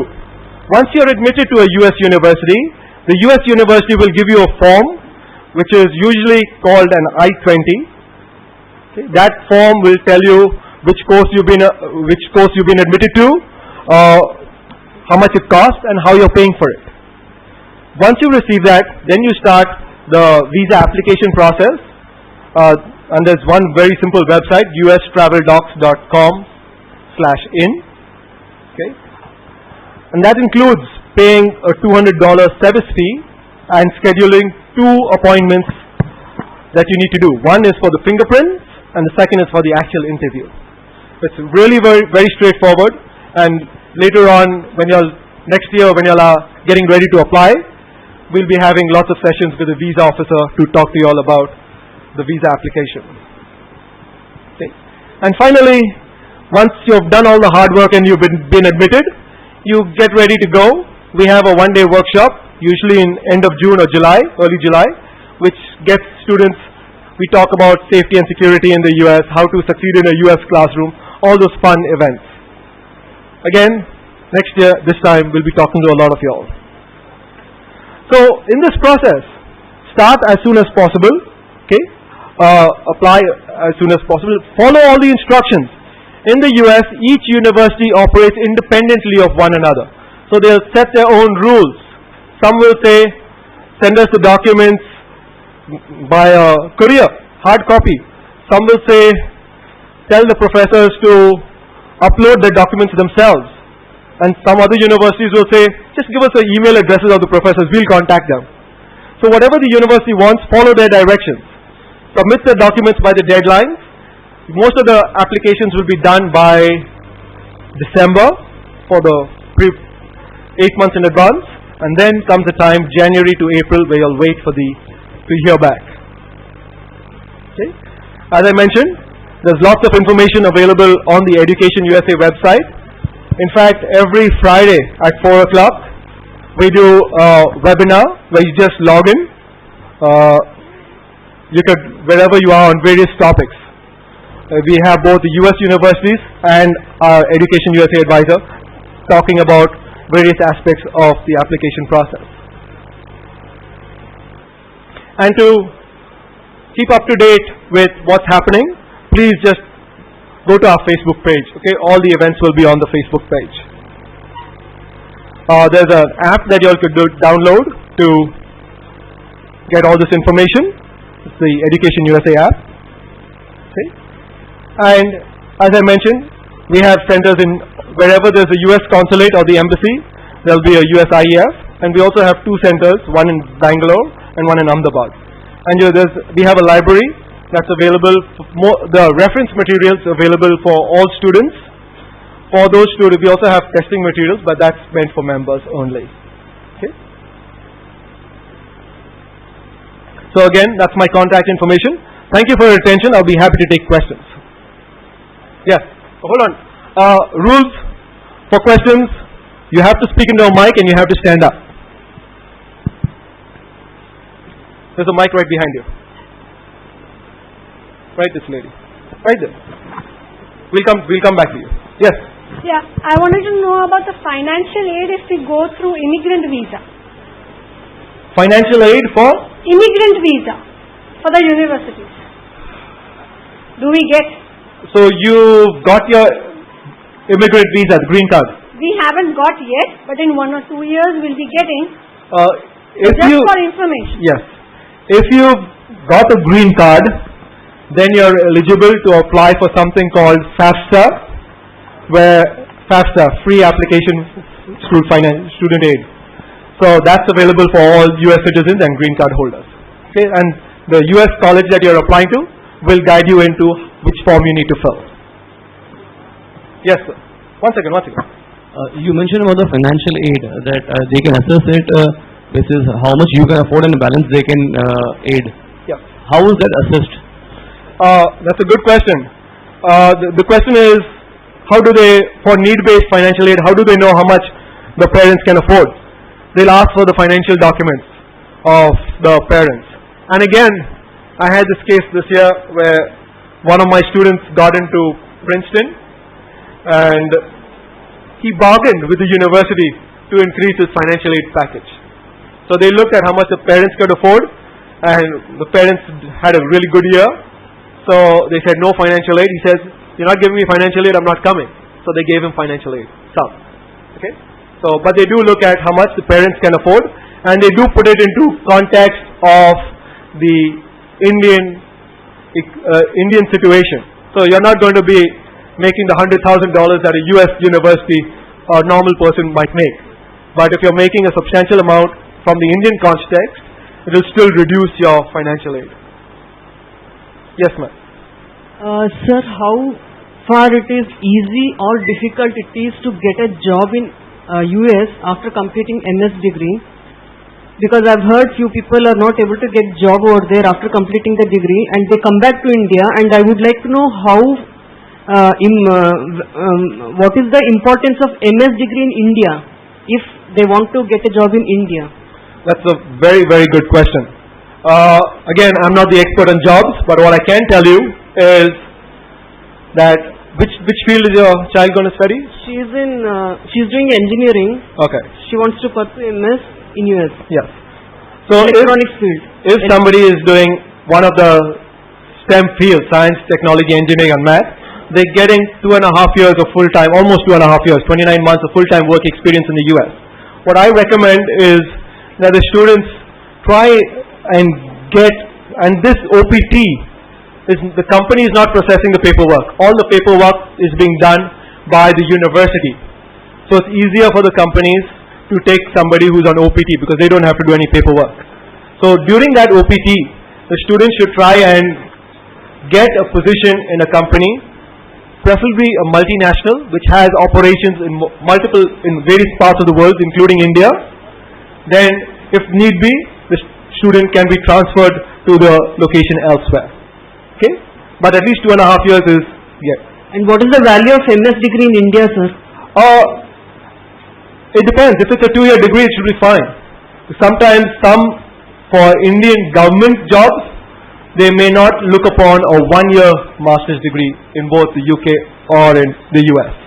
Okay? But for a 2 years master's, it will be, especially if it's for government jobs, the rules are a little bit in the grey area, but for a private sector, it's not a problem at all. So they conduct campus interviews over there? They have career fairs where employers come once, at least once, usually twice a year, once in September and once in March. Okay, that's where they make all the networking. Yes, sir. My son, he wants. Can you get a different mic? Hello. Yeah, my son wants to do B Pharma from here and then go for masters abroad. So he was told take admission in any affiliated college that is recognized by University of Mumbai. How true is this? I didn't quite get the second part of it. I'll tell you again. I'll repeat that. He was told that if you want to go abroad and study, you need to do from a college that is affiliated to Mumbai University. If it's not, you'll have a difficulty in getting admission there. How true is this? Your son was misinformed. Misinformed? Yes. Yeah. Any university that is recognized by the Indian government will be valid for higher studies in the US. Now let me say that is the rule. Yeah. Okay? However, the universities in the US, as I mentioned, operate independently. So they know about the University of Mumbai. So they may say that, yes, if the child is educated in the University of Mumbai system, we can trust the education rather than some university they may not have heard of. But if a university is not sure about the qualifications of a particular applicant, I get the questions. They send a question to me. We have an applicant from XYZ University in India. Is this valid in India? And would it be equivalent to a US? Would it be valid? Okay, so we do deal with that all the time. He wanted to do a dual degree course from NIMS. NIMS. So that's why they said that you... This is Narsi Munji? Yeah, NIMS, yeah. Just go ahead and... It's a fine school. Thank you. I actually have students who've done that very same thing and I've gone abroad for the PhD, not just the masters. Okay. Thank you. Yes. Hold on. Let's get some... Yes, sir. You got a mic with you? Yeah. Okay. Firstly, thank you for your session. Thank you firstly. That's okay. Okay, so I've done my engineering and I'm working since last 2 years. I wanted to do my MBA. So like talking to people and getting different insights from consultants and consultancy services and all. So 2 years is a good time to after completing my engineering to apply for our MBA. It depends. There are universities in the US that will take people with no work experience. There are universities that will universities in the top 20 require 3 to 5 years of work ex. But they are fully aware that in India people just go boom boom boom. Yeah. So the average age is around 28 to do your MBA in US. So is that right? Because our education system and theirs is completely different. Yeah, that's what I was trying to get at. Is that they're fully aware that in India people just continue their education till the very end and then start working forever without taking breaks.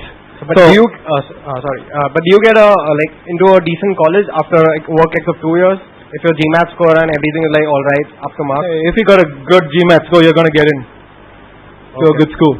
Thank and you. again, I would always recommend when you're thinking about the schools, it's not just about the name brand schools.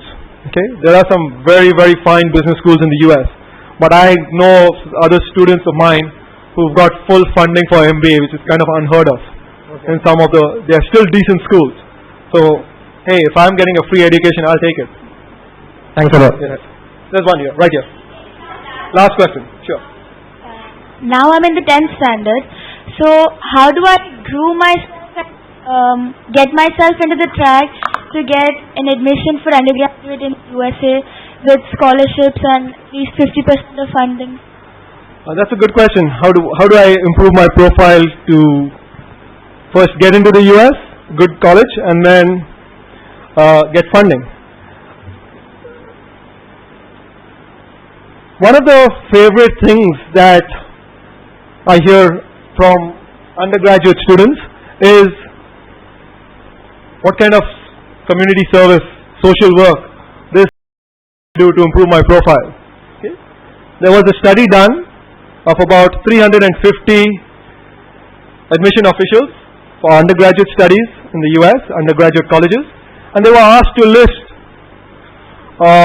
what do you look for when you are looking at applications. Academic profile from 9th onwards, SAT, ACT score, essays, letters of recommendation. Social work and community service, 8 out of 10. I know, it's a business out here to get your resumes ready. The reality is, stuff that you all do anyway is what is really important. So thank you very much. Again, I know our next speaker is already here, my good friend Rupa. Two things, I just want to leave you all with this thing. I mentioned it once before. We love you all to study in the US, but there are opportunities around the world. Look for, when we talk about students, it's not when we talk about universities, it's finding the right fit for you all. Okay, so thank you very much and good luck.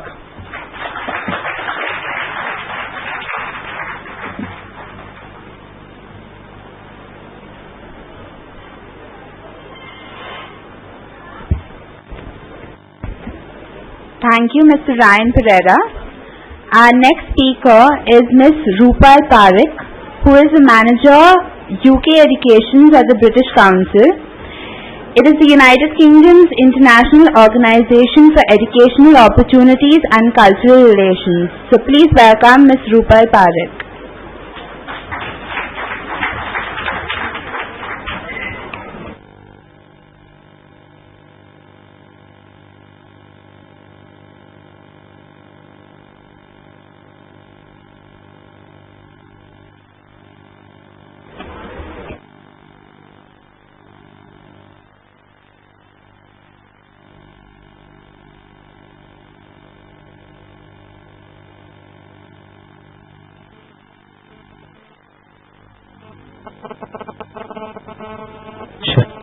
Check. Hello.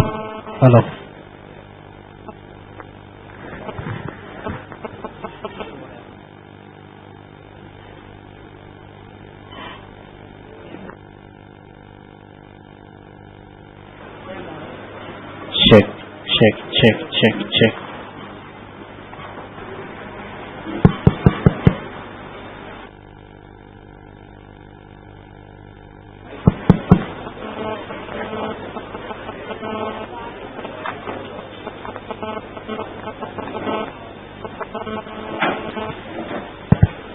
Good morning, everyone.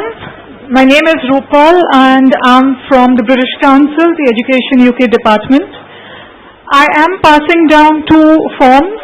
One is the blue color website sheet, which contains all the official websites maintained by the UK government. So anytime you're in doubt, whether it's now or later, or you go back home, the websites are your point of contact, which are official information. And I've given you a short form which I would like you all to fill up and return it to me at the end of the session. This is basically if you want any updates from me in terms of, sorry, I've already given it. Update. Thank you. So this is in just a little snapshot of the kind of student profile that I have here, and in case we have future events and you're interested, you can let us know and we'll put you all on our database for emailers so you can come and attend our events for free.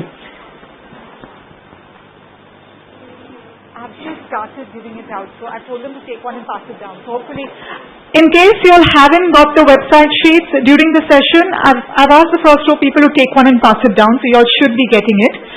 But in case you all don't get it, I will give you all the website, the main links, and just take a form and fill it up and give me your email address and I'll send it to you by email. Okay, so I can do that.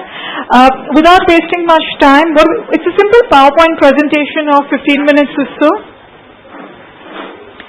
Sir, can I just request you to let them take one and pass it down? I don't need anyone to hold on and give it one by one. Okay, so it's a simple PowerPoint presentation and then we'll follow it by a question and answer session so that it will go faster. Fine?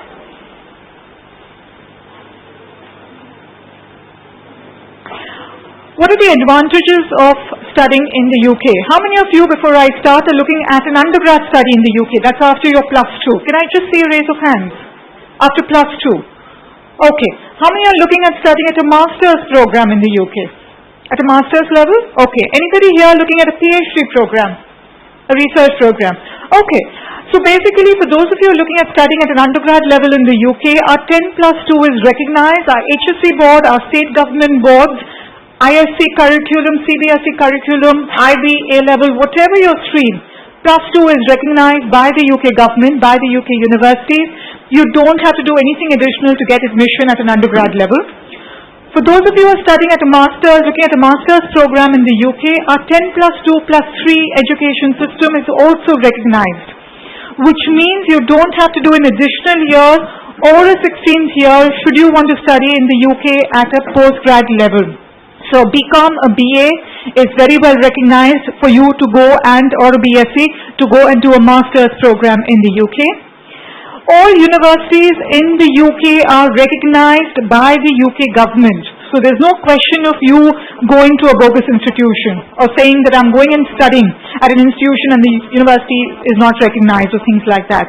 So all universities are recognized by the UK government, and the degree that's finally awarded is recognized throughout the world should you want to study further or work anywhere in the world.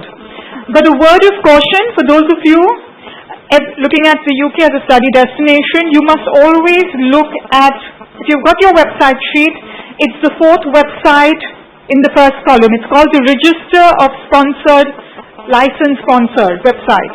This is maintained by the immigration authorities. Immigration authorities, for those of you who haven't got it, I will give you the web link, I'll read it out. The immigration authorities are the people who actually give you the student visa and they allow you entry into any country. So basically they maintain a regular list which is updated every week, and only the institutions which are listed here basically are recognized and they have the power to award a degree to an international student or a local student. So this is ensuring that no Indian student or no international student or local student studies as a bogus institution, but only at a recognized institution. There's nothing standardized or mandatory in terms of entrance examination, but something that's common that you would hear, irrespective of what you want to study at what level, is your English language proficiency exam, namely the IELTS. The reason they ask you for this is because we come from a non-English speaking background. We're a non-English speaking country. It's our regional languages which is our mother tongue.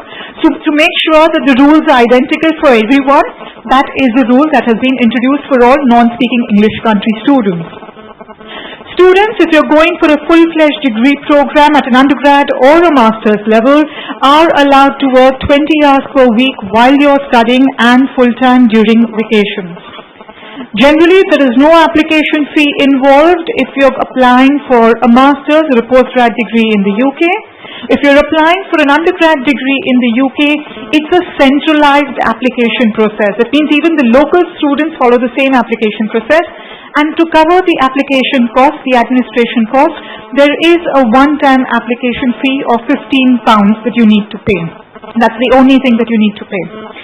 And UK is geographically diverse. When we talk of UK, everybody thinks of London, but remember, it's geographically diverse, made up of 4 countries, England, Wales, Scotland and Northern Ireland. So you have a variety of places to choose from. Please don't limit yourself only to the city of London. Look around, explore, there are various other options available.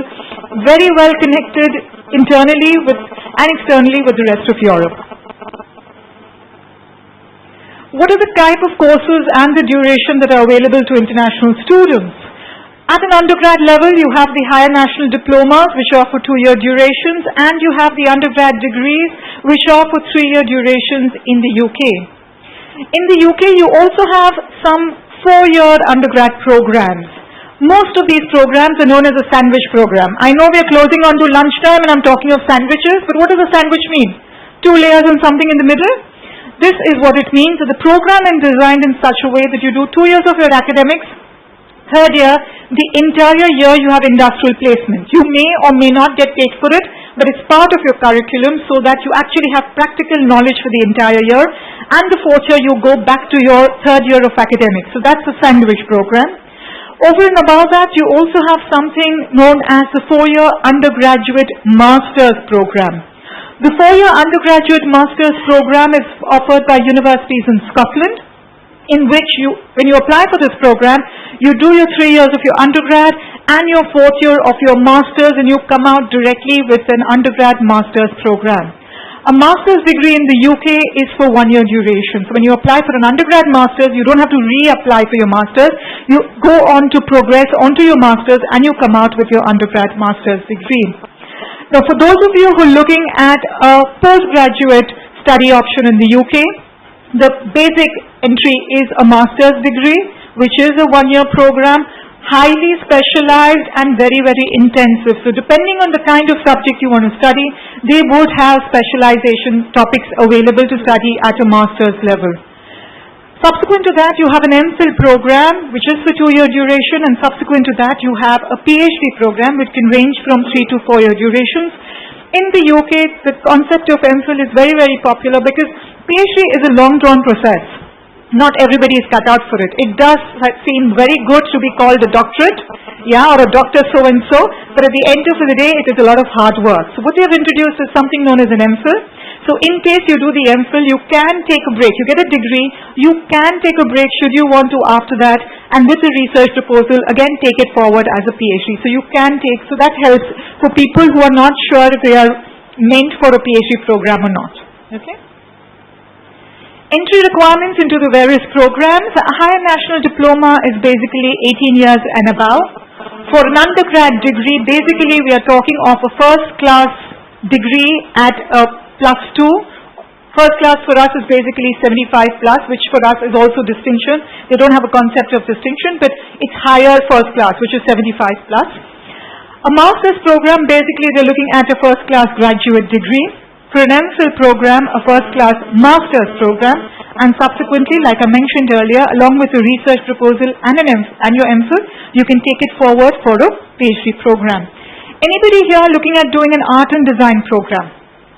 So if anybody looking at an art and design program, remember over and above your academics, 30 to 40% weightage will be on your portfolio.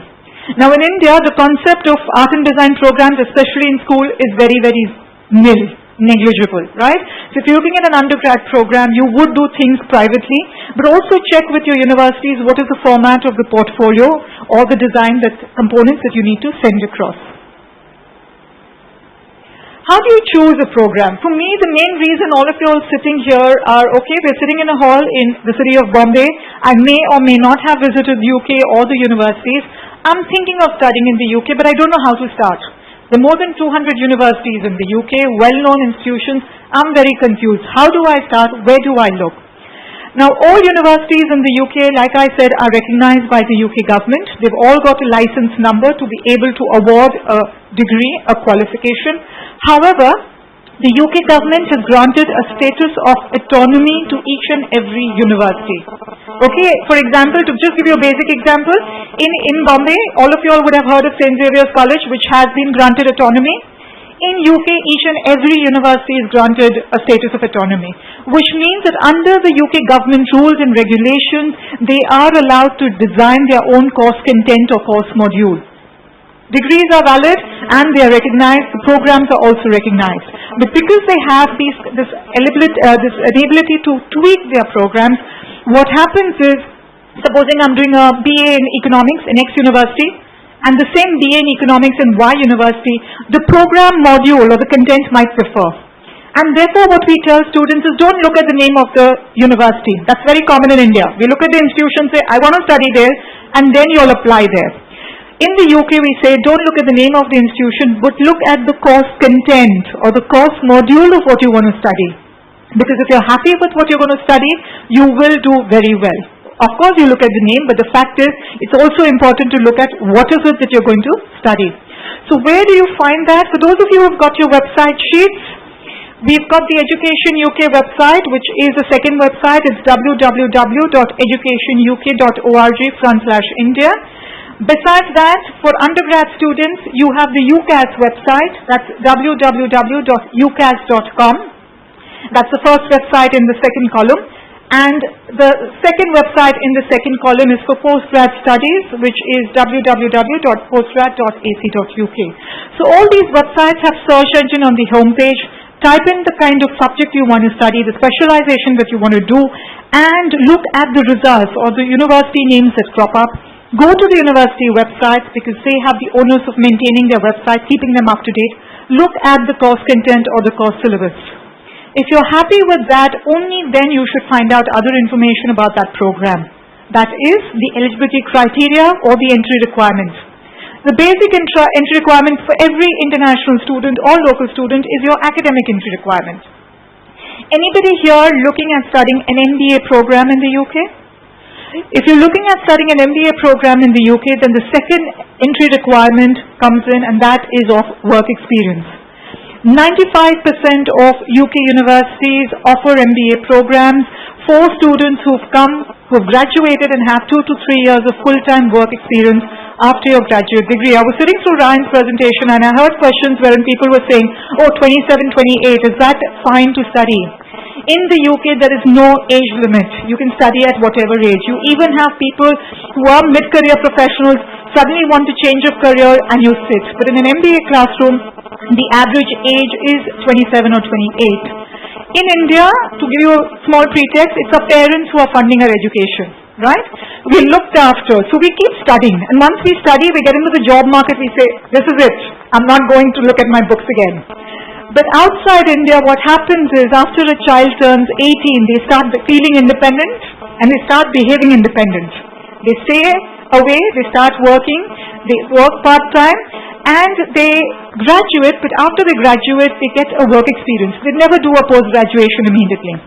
And for them, an MBA or a master's is always a top-up in their career because they are specialist programs. Any master's is a specialization. Okay, so the age will vary from maybe 22 to up to 30 also. So the age is not a criteria to study at any level in the UK. Looking then at the fee structure to see that it fits into your budget.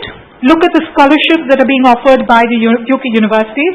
Once you shortlist your universities, check with them what are the various scholarships available to international students. It could be generic for international students, or it could be generic for Indian students or Asian students, or it could be subject-specific scholarships.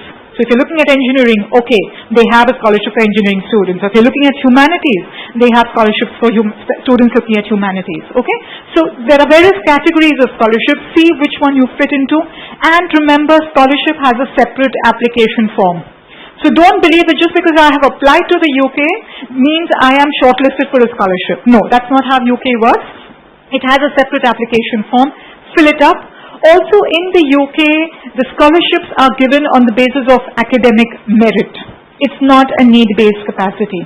So here you are interviewed and you are shortlisted, and if you get a scholarship, you're considered as a really bright student because scholarship is given on the basis of academic merit. Next thing you need to look at are the facilities which are being offered by the universities in terms of library facilities, classroom facilities, laboratory facilities. But something that's common to everyone sitting here is your accommodation facility. Every university has a number of different accommodation options available. Once you are sure which offer you want to accept, please write to the university and find out the various kinds of accommodation available. Accommodation has a separate application form. Fill it up and ensure that your accommodation is taken care of before you land at the university. Again, as a British Council staff, we recommend that a master's student, especially undergrad for the first year, you are given on-campus accommodation. But a master's students also, we recommend that you go in for on-campus accommodation, primarily because you're only there for a year. And on-campus accommodation is only given to international students at the master's level. It's not given to local students. So it's a very easy way to get into the system and make friends with students from all across the world, because you will be surrounded by other international students out there. Now in the UK, if you're going for an undergrad student studies, please remember the local students also have to study, which is the way we have local students having to study here. So the international student ratio is not very high at undergrad level. You would have anywhere ranging from 5% to 8% of international students. This number is increasing because Indian students and parents and society is changing, where you're happy to send your child away after you're 17 and 18. So far we have been a close-knit family where parents are very anxious if they want to send the children away, but not anymore. So that number is increasing. In terms of postgrad studies in the UK, a master's in the UK is very, very popular with international students. And a 40 to 45% international student ratio is an excellent ratio, which means if it's a classroom of 100, it's never that big a number, but supposing if it's a classroom of 100, at least 40 students would be from other countries. And that is an excellent exposure to see how things are looked into, how problems are solved, and that's a nice kind of a classroom mix that you should be looking at. Now in India, we have a concept of top 10 rankings, and we have this every year, and that's what we look at, and we say, okay, I want to go and study there. In the UK, there is no concept of top 10 universities or top 20 universities. The reason being, the UK government says that every university has a number of departments. Some departments may be good and some may be average. So how can I say that this university is the best? So what the UK government does, it gives ratings to every department within a university. So to give you an example, if you're looking at, let's say, economics, or say at a master's level or undergrad level, what you look at is the humanities department under A university and the humanities department under B university, and then check the ratings of those departments. Higher the rating, more is the funding going to that department, and better is the program at that department. Okay? So don't look at the university overall, you will not get those kind of things, but look at the departmental ratings given by the UK government. For those of you who've got your website sheets, the departmental rating of content or a course module search, depending on what I want to really study, I should come down to only 2025. Okay, because not everybody is going to offer you a module that you want to study. So look at that. I'm really being kind of finicky here and saying, okay, this is my specialization, this is what I want to study. Then look at the entry requirement, you may come down to 15 or 18. Then look at the fee structure, looking at the budget and what your parents can kind of give and help. You're looking at again 10 to 12 options. Look at the facilities, the international student ratio, and finally the departmental ratings. You should come down to 5 or 6 choices where you would send in your application. If you come down to more than that, rest assured that means you're not very sure what you want to study. You're still confused. The fact we see is that if people choose 5 or 6 and they get offers from all 5 or 6, they're back to square one, that now where do we go? Because you didn't anticipate that you would get all those offers. So if you ever find yourself in that situation where you get offers from all the places that you've applied to, the first thing you should be checking is the course content or the course module. Okay? How much does it cost? Your cost factors are broken down into 2 components, your tuition fees and your living expenses. Tuition fees depends on the kind of subject you're looking at studying. So it's art, science and law related stream. Anywhere from £7,500 to £25,000 per year. Medicine would be approximately £15,500 per year. MBA would range from £9,000 to £30,000 per year. Your living expenses would range anywhere from £6,000 to £10,000 per year. It would take care of your accommodation, your books, your stationery, your food, as well as your local travel, whichever city you're based out of. But if you say, I want to go to Paris, have a nice vacation and come back, then you will have to ask your parents for more money. Yeah? But otherwise, for the year, this kind of takes care of everything. Also, in no way does the money denote how good or bad the program is. So don't think that just because it's talking of a 7,500 program, it must be not a good program. This variation may also denote the geographical location of your university. For example, if you're living in Bombay city, we all know it's tough and it's expensive living in Bombay. But let's say if I was going to go to Surat and live, the same money I would have a lavish life in Surat, right? So it's the geographical location. So similarly, if I'm talking of living in London city, at University of London, I'm sure the costs are high because the administration costs are high, the city costs are high, and therefore your tuition fees and living expenses are high. But if I'm, let's say, living in a university in Scotland, maybe the cost may be half of those. So that's what I'm saying. It does not in any way determine how good or bad the program is, but indirectly will tell you what is the geographical location of a program. I repeat, to look at the quality of the program, look at the departmental ratings which are given by the UK government to each and every department within the university. Scholarships at an undergrad level, you need to check with the universities. At the postgrad level, what you do is you do have a number of scholarships offered by the universities. Over and above that, we also have scholarships which are offered and administered by the British Council in India on behalf of the government. And you also have certain scholarships known as the Great Scholarships. anyone looking at the September 2015 intake, we have the GRADE Scholarship, which is only meant for Indian students at both the undergrad as well as the postgrad students. This is more than 100 million rupees if you're talking of in terms of Indian currency, and there are 370 scholarships. If you go on to the educationuk.org/India page, you will get the GRADE Scholarship link there, and you will get the names of the institutions, for which subjects they offer the scholarship, what is the amount of scholarship, and who at the university do you need to directly contact for these scholarships. So all the information is given online. Please feel free to, if anybody looking at the September 2015 intake, please go on to this website and check out if you can avail of any of these scholarships and apply directly. What is the method of application? At an undergrad level, there is a very simple method of application, and that is via the UCAS website, www.ucas.com. That is the only method of application. So if anybody says, give us, we will fill up your form and we will do things for you, remember, there is no hard copy application form for undergrad study in the UK. Everything is done online. Local students as well as international students have to apply for it online.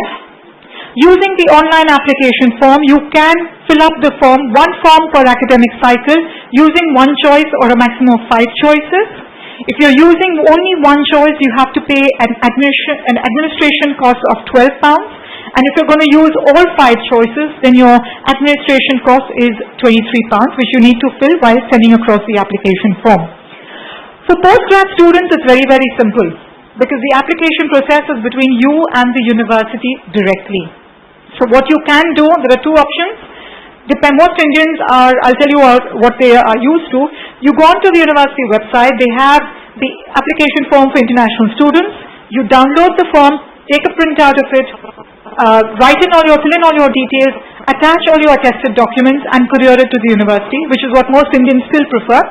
Or second option, you download the application form, fill up the details, scan all your attested documents, attach it to your application form and email it to the university. So depending on what you are comfortable with, you have 2 options. But undergrad, it's a centralized application process, so you have to apply via the UCAS website. What to include? Do you all know what a personal statement is? What does the application form require? Your academics, your transcripts, a personal statement. For those of you looking at an MBA program, references from your employers.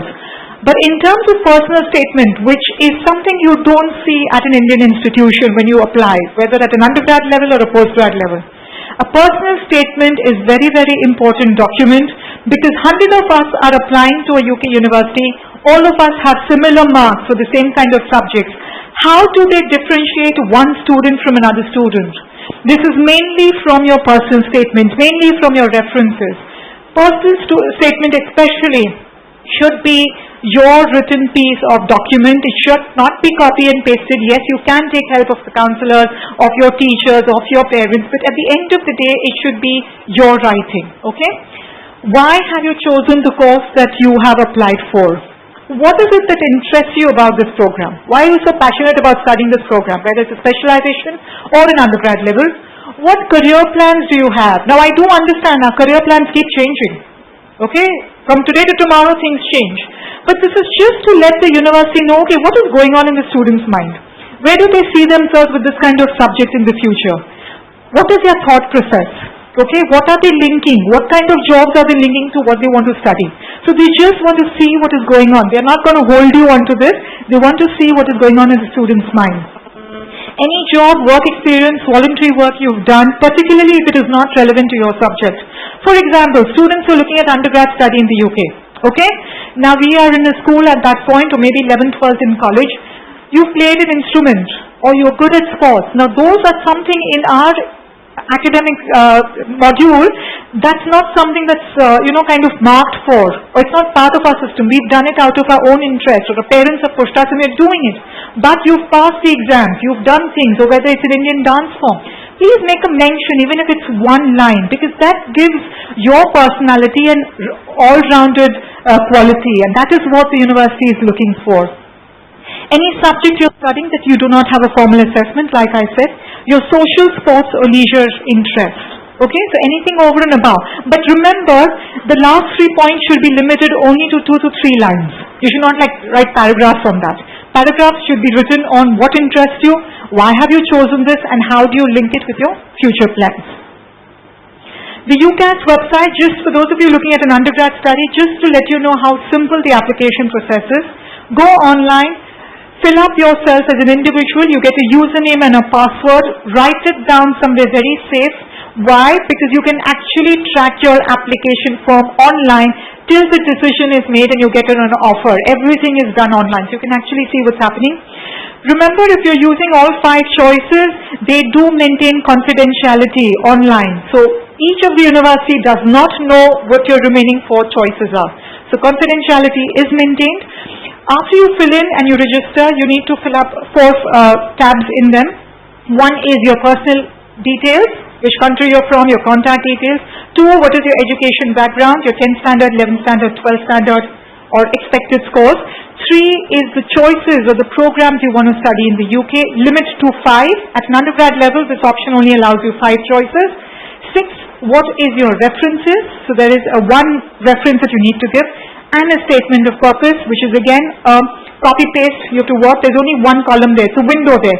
So everything you have to just copy paste out here. So everything is online at an undergrad level. Now, undergrad programs, because they are centralized application process, they have to maintain deadlines so that they are fair to every student, whether it's a local student or an international student. If you are applying, everyone's heard of Oxford or Cambridge, yeah? At an undergrad level, you can apply either to Oxford or Cambridge. You cannot apply to both universities. You can apply to both the universities at a master's level or a PhD level, but not at an undergrad level. If you're looking at Oxford or Cambridge, to give you a simple example, if anybody was looking at studying in Oxford or Cambridge at, let's say, September 2015 intake, the deadline to fill up the UCAS form was 15th October 2014. So it's the 15th October of the previous year. And you say, my God, why so much in advance? This is because they get so many applicants that they actually go through each and every applicant. They interview the shortlisted students, and generally by January, February, the student would know whether they've got through or not. So if you've not got through, you have options of looking elsewhere. So they have an early deadline.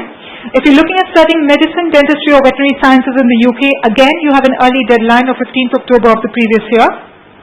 However, the international student deadline is 30th June of the same year. So any student as of now wanting to go at an undergrad level to study in the UK for the September 2015 intake can still fill up the UCAS form till 30th June 2015. So the form is still open. It's only for Oxford or Cambridge, medicine, dentistry and veterinary sciences that you need to fill up well in advance. For postgrad students, there is no set deadline because it's between you and the university directly. But you must be thinking, I'm contradicting myself because I have done 1 year in advance. Why do I write 1 year in advance? Because we know that the maximum time people take or students take is to shortlist the choices of where they want to go and study. And we also know that the students are spending a lot of money. So we believe you should be giving yourself enough time to do that work of research. Everything else goes very fast. But let me be honest and ask you, how do you like studying for your exams? How many of you like studying throughout the year? Slow and steady wins the race, throughout the year. How many of us like studying last minute? The rest of you all don't study at all? Is that what you are saying? Okay. So the fact remains that most of us, 95% of us, like studying last minute. So similarly, 95% of us like applying last minute. We do these weekly briefing sessions at the British Council, and we get this all the time, especially now, because September intake is going to start. So everybody comes in, okay, I'm thinking of studying in the UK. So the process is the same. It just depends on you as an individual. So we say 1 year, but there are people who even apply and shortlist within 3 months before and go and study in the UK. So there's no hard and fast rule at a postgrad level. Okay, that's what I wanted to tell you. Do you need a visa? Yes, you do require a visa if you're applying to study in the UK. The visa process is very, very simple to study in the UK. It's a black and white process under which you have to apply for a student visa under Tier 4 of the point-based system. Okay? For those of you who have the website sheet, the student visa website is the third website in the first column. even the visa application forms. For those of you, I see forms and website sheets just lying in the front. So give me 2 minutes before I break for my question and answer. I'll ask them to circulate it again. But otherwise, I'll give you the URL. It's www.gov.uk. Yeah, so you go onto that. Everything is online, including the visa application form, your appointments at the VFS. Everything has to be done online through the website. So you need to apply for the Tier 4 point-based system, under which you need to get 40 points. 30 points if you've got an offer from a university that is recognized by the Immigration Authority website. Did I tell you about the license sponsor? So you need to go and check there. That means it's a genuine university. It's recognized by the government, so the offer letter is genuine. You get your 30 points. 10 points if you show for your finances for your first year of study if you're going for an undergrad program, because an undergrad program is more than 1 year duration, but you need to show only 1 year of finances, and your full year of finances if you're going for a master's program, because your master's program is for 1 year in the UK. So they want to see the entire year. Tuition fee and living expenses for a year. So that's how you get your 10 points. If you get your 40 points, you get your student visa. It's as simple as that. Okay? So that kind of brings me to the end of the main presentation. What are the services that we offer at the British Council? We have weekly group briefings where we take students through this application process. Every Wednesday at the British Council office in Elphinstone Road at 3 o'clock. We also have Education UK exhibitions where more than 70 UK university delegates come down. We organize for them to come down and speak to students under one umbrella. This year is going to be on the 24th of November at the Leela. So if everyone fills up the forms and give us details, these are the kind of information we send out to the student database. Rest assured you will not be spammed or sent any other information except education, because that's what the forum you are sitting in. You will have, and your details will not be shared with consultants, because we are the council and we follow very strict data protection rules, because we come under the British High Commission in India. So we have to follow a lot of government rules. We also have promotional visits where UK universities come down to our premises on British Council and they counsel students on one-on-one. For anyone interested, on the 12th of June, that is the next Friday, we have 6 UK university delegates on our premises to counsel students. If anybody is interested, this is called a counselling day. Go on to the Education UK website and register. It's free appointment, but you have to register online to be able to come and meet up with the university delegates. So the website is www.educationuk.org/India. The 6 universities that are coming are Aston University, Durham University, Bradford University, Leeds Beckett University, Northumbria University and Nottingham Trent University. So anyone looking at those institutions can register online and come and visit up with them.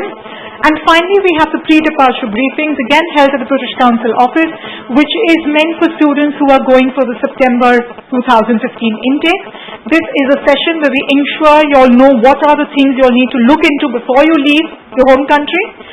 What are the student visa application processes, because our colleagues from the High Commission join us at the British Council and they will advise students and talk about student visas. And we end with an alumni segment where an alumni come and share their experiences to ensure there's a smooth transition between your offer and finally going to the UK university. So that brings me to the end of my presentation. These are our contact details. Please feel free to call us anytime. We also have our email address at the bottom of the website sheet. Now, if you have any questions, I'm open to taking questions. We have 5 minutes, I think. Yes. It is there, no, it is there online. So if you've got the website sheet, you can just take it down. It's www.educationuk.org/India. You have to register online. All the details are there online. Once you register for Bombay, it's the second website in your website sheet. Once you register for Bombay, somebody from the office will call you to give you your appointment schedules, but it's a free process. Hello? Yes. Yeah, my daughter is now in the 10th, okay, and you said application for undergraduate should be 1 year in advance. So when do you suggest she should be applying? Not 1 year in advance. For undergrad, she's in the 10th just She's now. past her 10th. So if you're looking at 12, it's 2 years down the line. That's September 2017 intake. Yes, okay, so the 2016. form for September 2017 is available online on the UCAS from September 2016. So the minute the September intake starts, the form for the next year is available online. Thank you. Okay. Yes, at the back.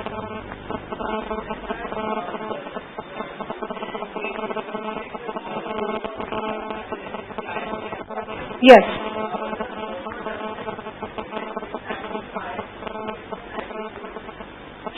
It depends on the kind of subjects you're looking at studying at Oxford and Cambridge. Oxford and Cambridge, let me tell you, may also ask you for separate entrance exams, even if you're an IB and an A-level student. For example, in the medicine, they have a test known as the GAMSET and the BMAT. For example, if you want to study law there, then they have an entrance exam called LNAT. So there are some specifications which will vary from university to university, subject to subject.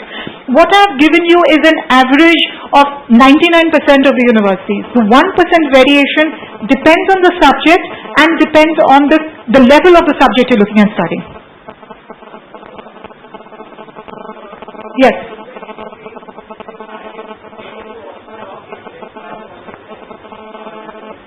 It depends on the subject you're choosing, like I'm saying, and if your entry requirement is very strict, okay, because like I said, they get thousands of students applying, so they have to have a certain standard. You have to see what the entry requirement is.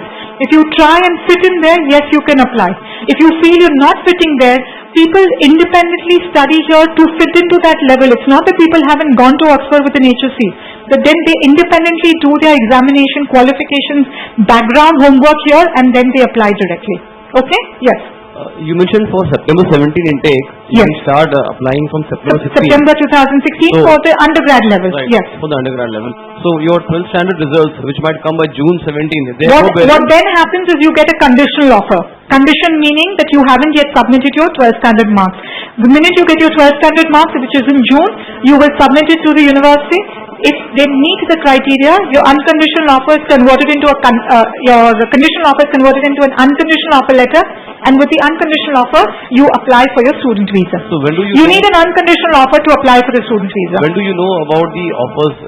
You know it. You will know the offers beforehand. Beforehand only. Yes, if you're applying via UCAS, you will know your offers beforehand. This is your academics prior to 12th. Yes, you will apply prior to it. All universities in the UK, the program starts in the month of September and the cycle finishes in the month of July. So that's how it is. Out here in India, we start in June. In the UK, whether it's undergrad or postgrad, they start in the month of September. Okay, so you take the last question for this session. Yes. You want to do IB next year, okay? O levels. You're doing your IB or your O levels? Your IB. Okay.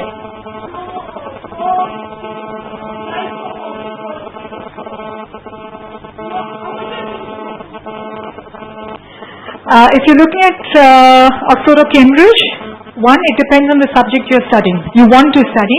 But two, out of 45, they really look at a 43 and a 44. Okay, they look at high. Because most of the applicants coming are with that or with AAA++, because it's A levels in the UK, so it's AAA subjects ++ who apply to an Oxford and Cambridge. So that's the kind of things they do. Okay, so thank you very much. This kind of one last question can I take? Okay, one last question. I've already answered both of you, ma'am. Somebody, yes, you had a question. Yes.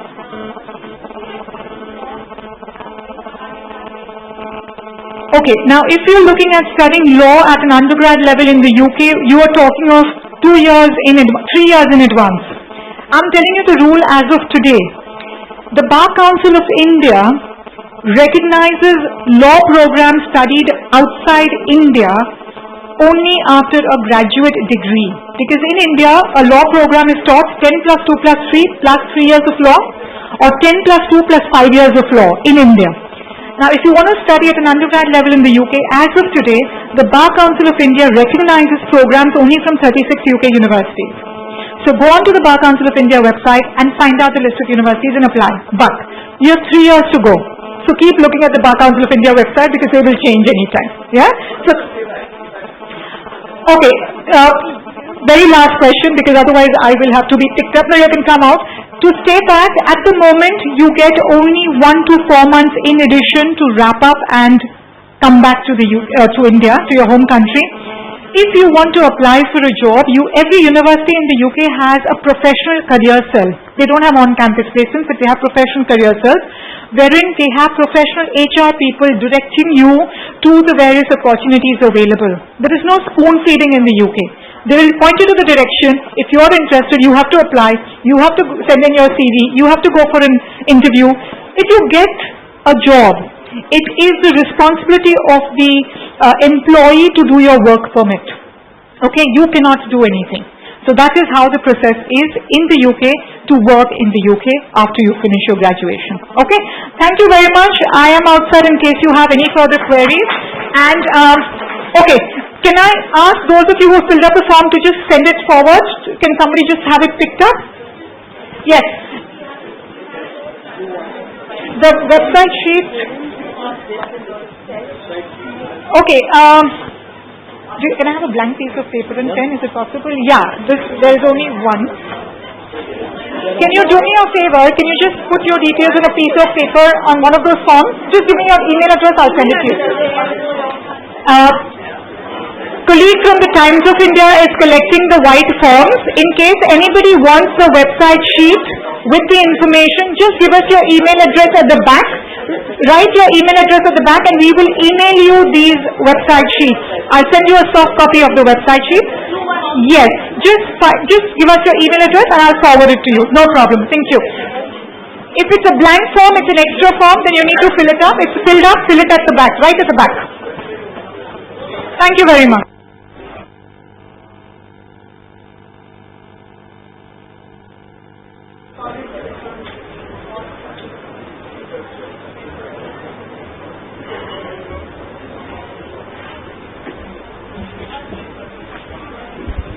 Thank you, Ms. Rupal Parekh. Our next speaker is Mr. Abhinav Bhatia, Trade Commissioner, Education. He works with the Consulate General of Canada in Mumbai, Foreign Affairs. Please welcome Mr. Abhinav Bhatia.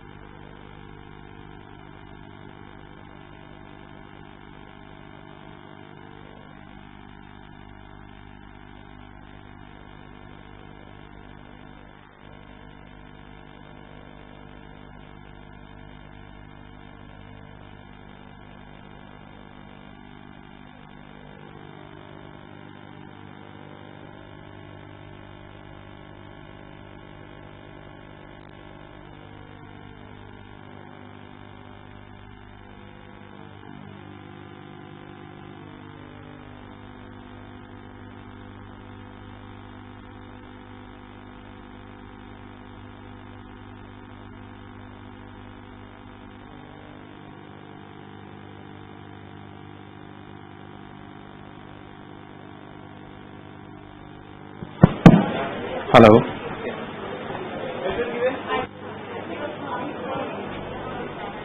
Hi. Good afternoon, everyone. So, if we can settle down there, Rupal, if students have questions, they can go and Rupal can answer them outside.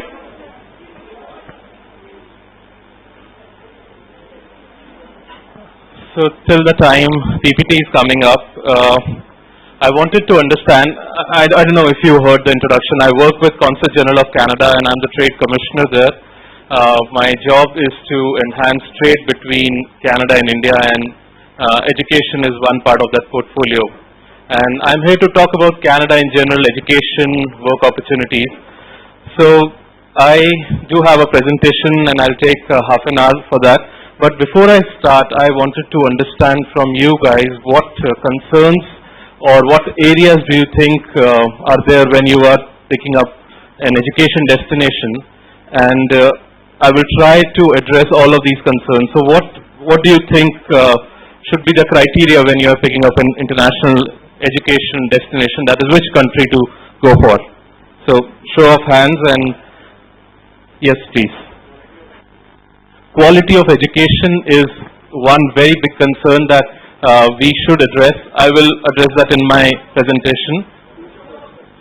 Future, okay, hands only. Future prospects in terms of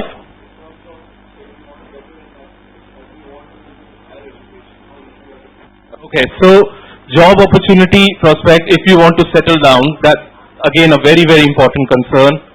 Okay, student-teacher ratio, because some student would want a very small classroom, some would want a larger classroom so that they can have much more understanding of different countries. So different sort of requirements. Yes, please.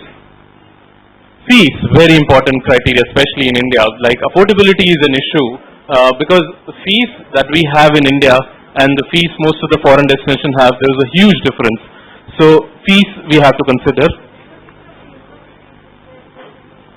Okay, recognized or not, sitting here we know what Mumbai University is, what Narsi Munji is or IITs are, but we don't know mostly which are good in other countries. So that is a concern, how to solve that problem. Safety, very important point, and I would rate that as number one, that all other things, even if they are not 100% given to you, if safety is not given, it's not worth even looking at that destination.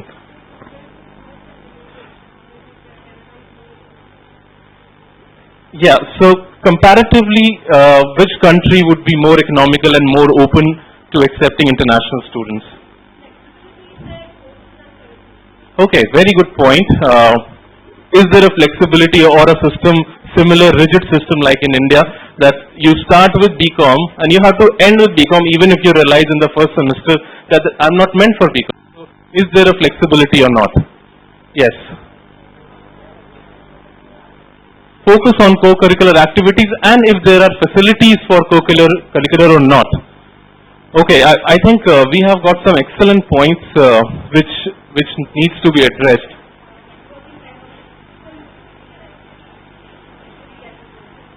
Excellent point. So what kind of students are coming to the classrooms? Are these the students who are going to be the senior managers or the vice presidents? Will you have a network of people which you can benefit from that and after you graduate? So all of those concerns we have as a student and a parent, and I will try to address all of these, but if I miss out, you can point out. And I want to take questions in between as well, so let's not keep it till the end. If you have a doubt for the presentation, related doubt what I'm talking about, please raise your hand and we can discuss about that question. Like MBA, what are the requirements for MBA? That is also one thing. So, let's ask again. What do you think about Canada? How many of you been to Canada? Okay, quite a good number. But those who haven't been to Canada, only those people can answer. What do you think of Canada when somebody asks you, what is your perception? Very cold, yes, it is very cold. Huh? Huge country, 3 times the size of India. Imagine, India is such a huge country, and 3 times the size of that country, how big it would be. And the population-wise, 3% of India. So you can now imagine, like in Mumbai, we are always worried that space नहीं मिलता, हमारे को हर जगह लोग घुसे हुए हैं, वहाँ space ही space है. So if you are concerned that you don't get your privacy, you will get ample privacy in Canada. It's the second largest country in the world, and the point that you raised, that it's a very cold country. It is cold, and in winters it can get into -20s in main cities as well. But towards the west coast, that is the Vancouver side, British Columbia province, it's not very cold. Rather, you won't see snow for more than 10 days in a year in the western side of Canada. But eastern side, where there is a lot of snow, there is still fantastic mechanism where you can beat the snow, because everything is centrally heated and you will not feel that cold unless you step out. Even your universities, there are certain universities which will have tunnels inside that you don't even have to step out for 1 minute. So there are ways and mechanisms to beat that cold, and if people are living there, so it's livable. Yeah, other perceptions about Canada. Half of Canada is French. Okay, interesting. One of the provinces in Canada is bilingual. The entire country is bilingual, but the majority population of French speakers is in Quebec. Quebec is one province, but out of 10 provinces, 3 territories, one is predominantly French speaking. Any other perceptions? Lot of Punjabis. Very interesting point. And I'm a Punjabi myself. So when I started working with Canadian Consulate, I had a similar perception that everybody wants to go to Punjab. It's a mini Punjab, that's what they said. And when I went to Toronto and Vancouver, they said, oh yeah, there are a lot of Punjabis there. But as I moved towards other cities, nothing actually. If that is a concern, some people want huge community. Some people want huge community so that they can feel safe and they can talk to people in local language. So you have a section in cities which will give you that feel. And then there are areas if you don't want any interaction with Indian community or Punjabi or Gujarati community is also very strong actually in certain parts. Then you can go to those cities and live that sort of a lifestyle. Other perceptions. Okay, Niagara Falls, everybody talks about it. It's one of the most gorgeous sites in the world, breathtaking. And if you decide to study in Canada, or even if you don't decide to study, this is something that you must see in your lifetime. Lot of resources, excellent point. One of the richest countries in the world. I don't know if you're aware or not. In terms of oil resources, Canada is among the top 3 destinations in the world. So Alberta province has been in news, if you have been following that sort of news, that in terms of natural resources, Canada is very rich, and that's how inherent capacity to take in more people, because there is a big industry through resources. Any other? Okay. Job prospects are better. Why? Because the population is small and resources and the land size is huge. Okay, people know a lot about Canada, great. So this is what the general perception is, that there are a lot of polar bears and you have to learn how to fight them. No, you don't. And most of the polar bear will stick to northern region and they will not interfere in your day-to-day life unless you interfere with their life and go to North Pole and disturb them. And then Niagara Falls, you talked about, beautiful seasons, and yeah, this is one image that most of the people have for Canada. Oh, this is how it's going to look. Yes, winters in many parts of Canada would have a lot of snow, but summers would be good 6-7 months of the year, where you wouldn't have Mumbai-like temperature, but you would have normal temperature in the range of 10 to 25 degrees Celsius.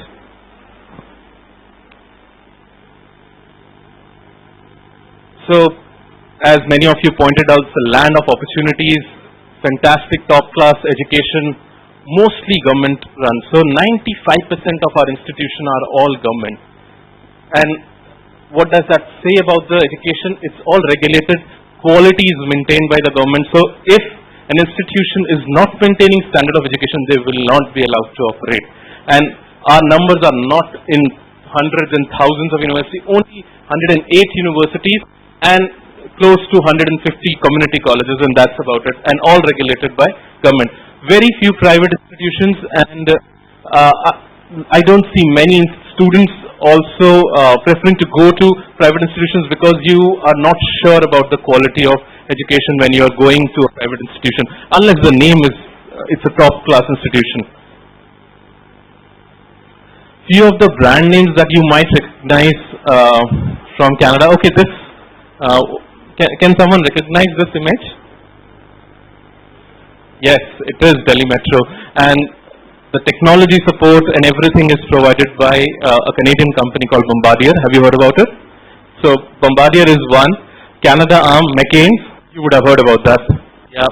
So McCain's, IMAX, BlackBerry, all of these are Canadian brands which you may or may not know.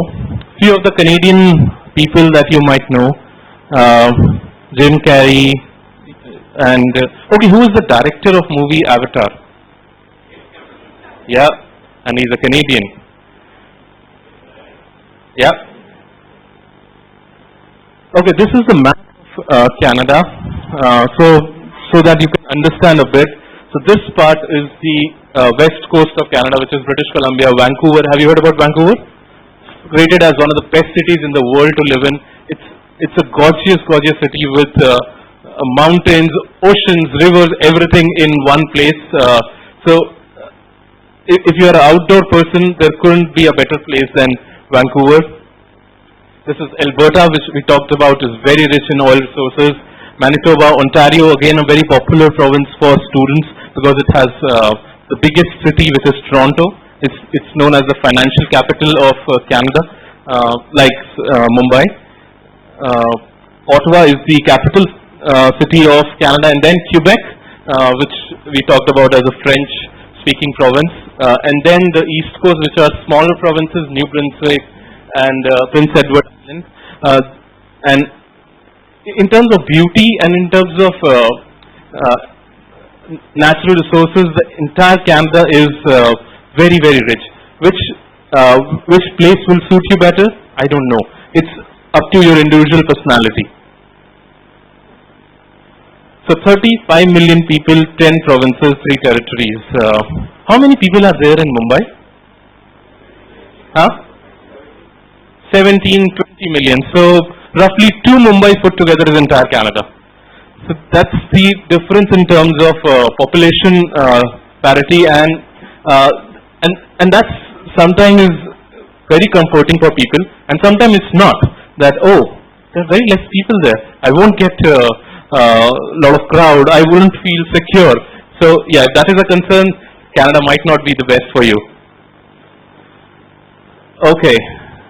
In terms of economies, everybody has heard about global recession that happened, and many countries got impacted. We did not, and we take pride in that. Our system of banking is considered as one of the best in the world by World Bank, and that will say a lot that how secure the economy is, and you want to look at those factors when you decide to study there, if you want to work there, that how good the economy is. In terms of business opportunities as well, it's a fantastic destination if any of you wants to set up a business as well, but that's not our main agenda today. Now, education. Some of the world's best universities, colleges, research institutes. As I said, because the system is maintained by Government of Canada, it's a very, very strong system. It's a system which is very regulated, and the standards are not decided by the institution, it's decided by the government. That's why it's top class. Now this point is very important, and the concerns that we talked about initially will address some of these things. Quality education at an affordable cost in a safe, welcoming, multicultural environment. Quality education because of the system we have, safe environment, and why everybody talks about that Canada is a safe country, because it's known as a land of immigrants. So many people, especially in bigger cities, majority are all outside of Canada. So there is nobody feels, somebody is coming from outside, taking away our jobs, and they shouldn't be allowed to come in. So that feeling is not there, because most of the people themselves have come from different parts of America, from Europe, to have better life. So they welcome and understand the reasons of coming to Canada. They understand that you want better education, you want better quality life, you want an opportunity to settle down. Yeah. Any questions on that? No. Okay. And surprisingly, now more and more Canadian institutions are working with Indian students, Indian universities. 22 Canadian universities and colleges have set up offices in India who would want to give you information very quickly so that there is no problem with time zones and different hours. There are over 400 MOUs signed between Indian universities and Canadian universities. And who recently visited Canada? One of the biggest dignitaries. It's there on the slide. PM Modi visited, and a huge focus was on education. And NSDC, National Skill Development Corporation, and Canadian colleges have signed an agreement where Canadian colleges will provide training and curriculum support to Indian education system so that skill development can be done. Okay, so now broadly, if you are looking for education, it's a very important point and you should pay attention to it. There are broadly two different systems where you can take admission. One is university system, another is college system. In India, we use this term interchangeably, that colleges are part of. There are several colleges in Mumbai University which are affiliated to Mumbai, and eventually when you graduate, you get a degree of Mumbai University. Is that correct? That's not the case in Canada. Universities have their own programs and colleges have their own program, and colleges generally are not a part of a university. They are different institutions with different objectives. So for university, it's mostly degree courses, your undergraduate, postgraduate, masters, PhD courses. That's what you can do in universities. The university like University of Toronto, University of British Columbia, McGill, all the top-notch universities, including other 90 as well, they all have these degree programs. Very few would have some diplomas, but diplomas and certificate courses are all predominantly given by community colleges. Community colleges were specially incorporated to fill the need of corporate world, that if there is a specific skill required, that you need to be good in, let's say, computer applications, so there will be a diploma program, certificate course for that particular course, and you go for a community college to get that program. But on both the sides, there are very high quality institutions and high range of courses available. So you would see more than 10,000 undergraduate and graduate programs available in the universities. Yes.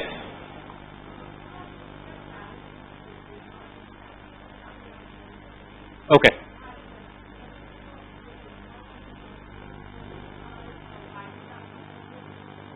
Okay, very good question. Diploma and degrees, are they valued equally or not?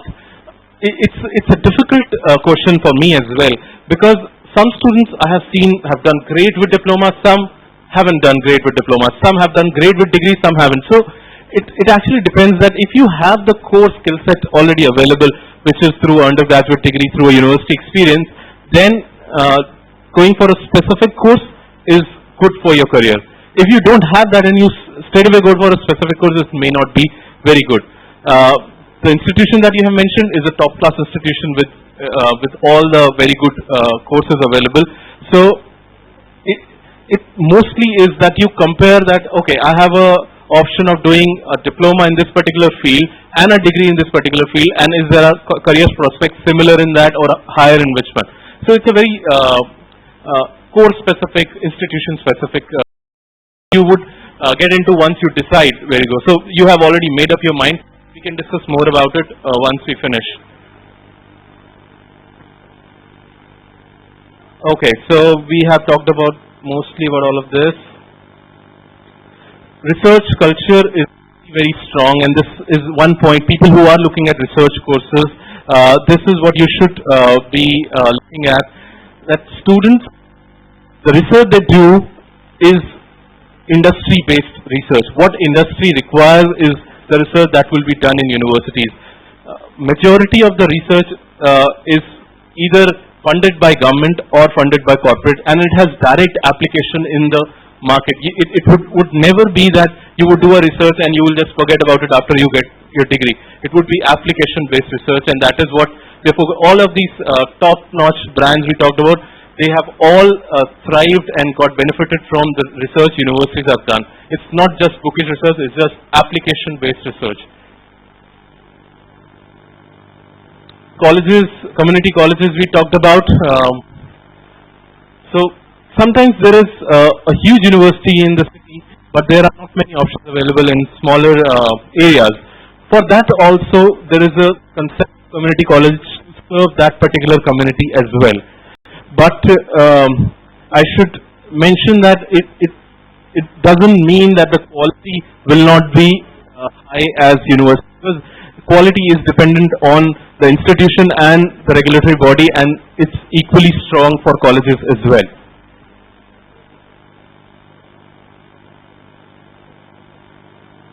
Okay, we have discussed mostly about post-secondary education. So what sort of courses students take in colleges? This could be business administration courses where students will get co-op work placements. What is co-op? Anybody has an idea? Co-op program? Okay, co-op are basically work plus study programs. So you would study for, let's say, 8 months in a year, and then you would do 4 months of work placement. You would work in an actual corporate setup, and that will continue throughout your degree. So if it's a 4-year program, you would have done 12 to 16 months of work placement, and many of the students get absorbed also after they finish their program. This is basically to give you actual corporate level work experience during the courses, and this is particularly popular with Indian students because it also helps you support your tuition fee, your living costs. So most of the co-op programs are paid, and minimum wage in Canada is close to $11 per hour. So even if you are not getting very high wages, you would still get enough to take out some of the fees. Engineering courses which are very popular, aerospace, ocean, mechanical, and there are no separate entrance tests. This is an important point, that you don't need to write any separate exams for program other than very professional specific programs. So if you want an undergraduate degree, you don't need to write SAT exams or anything else. Your 12th grade scores and your profile is what will matter, and that will determine will you be selected or not. No separate exams, very important point. Life sciences and biotech, very popular. Canada ranks 5th in worldwide in biotechnology courses, life science courses. Yes please.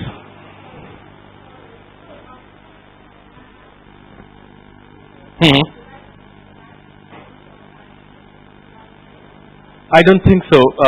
GMAT generally is with business schools, and that's when and that too is not applicable to every B school. Some B schools would want, some B schools wouldn't want GMAT.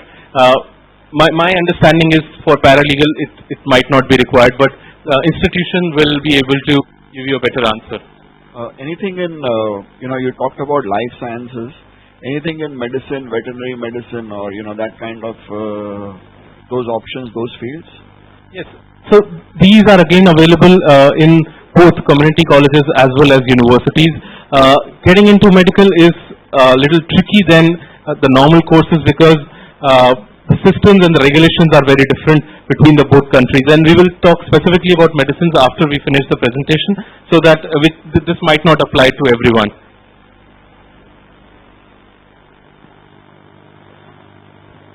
So, what are the guidelines that the other speakers also talked about that you should start early so that you don't miss out on the institutions of your choice. So, 8 months to 12 months at least before time you should start applying, and most of the acceptance would be purely on your merit, and sometimes a separate exam like GMAT for MBA courses. There are some government websites which are high commission websites which will give you authentic information, and that sometimes is in concern in a market where there's so many options. So you would have leaflets, and if you don't have, we will give it to you at the end of the session, which will give you all of these websites which are government approved.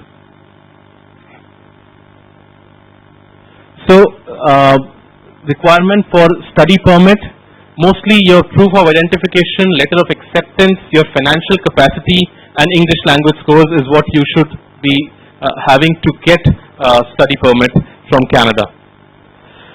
So someone talked about how affordable it is in comparison to other countries, other destinations. So I have picked up few popular destinations, and this is the research conducted by HSBC.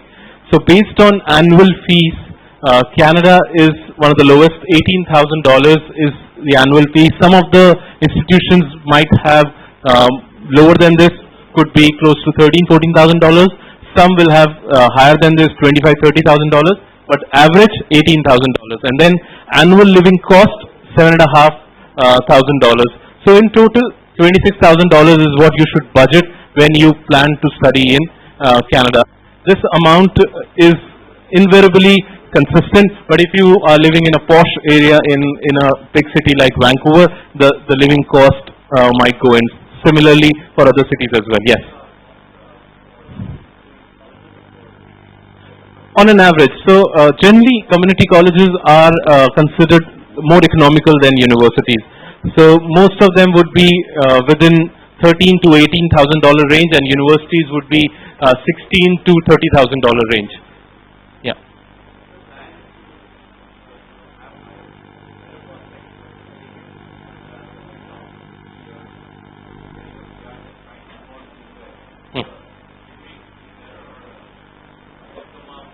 Okay, I wouldn't know because the regulations to move to other country I'm not very much sure about.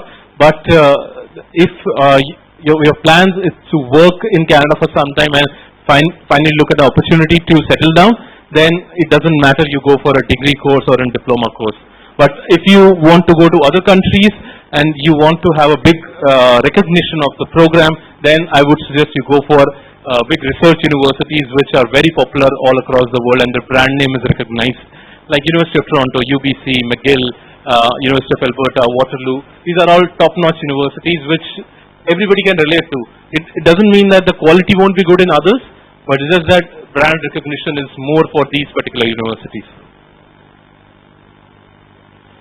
Scholarships again is a big concern. Mostly in undergraduate and master's level, it's given by university specific to students. Your profile, your grades will determine how much scholarship you will get. And at doctorate level, also there are fantastic scholarships by the universities, but there are some scholarships by the government as well, which you can avail into, and all of that information would be there on the notes that you have. Work opportunity while you study in Canada, very important point, and that was one of the concerns that came out. So will you get an opportunity to work while you are studying? So there is an opportunity to work while you are studying. 20 hours in a week would be allowed to study, and then after you graduate you can work full time. So students can get full-time work permit of up to 3 years once they graduate, and that's not conditional on how much money you're going to make and what's your package. Everybody who wants to work in Canada will be given an opportunity to work in Canada, because that's the system we have, and we see our economy needs smart students like you, and we would encourage you to work in Canada. You can work on campus, off campus, both during your studies, straight away as soon as you start your program. There are co-op work placement that we talked about, which is related to program. So if you are doing a mechanical engineering course, we would try to give you a work opportunity in a mechanical engineering firm so that your experience will count in the end when you graduate and you can get a better job afterwards. May be eligible for 3-year work permit. Canadian Experience class, which again talks about immigration. So once you have taken Canadian education, once you have started working in Canada, if you want to settle down, there is a way to get PR. You can, and many students have opted for that mechanism because they fall in love with Canada once they go there, and under Canadian Experience class, you would be able to apply for permanent residency. There are several questions about how much time frame it requires and all that. I'm not an expert on visas, but if there are questions, we'll be talking more about it at the end of the presentation. And there is something called startup visas as well, where young companies from India who wants to set up in Canada, you can get Canadian PR straight away and start working there. I also take care of that program from the consulate, so if you have concerns, we can take it offline. So this is the basic summary of what I wanted to talk about, and now I want to open this to you, that whatever questions you would have, we can do a discussion on it. Yes, please. I have a couple of questions. Sure. Like in most of the countries, you have a ranking system of the universities. So is there a ranking system, like also Times has a ranking system for US universities? Do you have one for Canada? Absolutely. That's one question I have. The second is that the work permit, you said you can stay for 3 years. I mean, is it irrespective of whether you get a job, you can stay, or whether you have to find a job as well, you can stay? Very, very good question, and very important. Sorry, one more last question. Okay. Consultants in India, which I have talked to, are trying to push a SPP program. What is that, and why do they want to push that? Okay. So let's start with the first one. That do we have rankings? So we don't have Canada-specific rankings which we would give, but there are magazines like Maclean's, and then there is a Globe and Mail rankings which will tell you that within Canada which are the leading universities on different parameters. QS also and other popular rankings do rank Canadian universities, but because it's mostly government regulated, many of the top class universities may not participate in those rankings. So you will be able to find those rankings mostly in Maclean's and Globe and Mail correctly. Your second question was?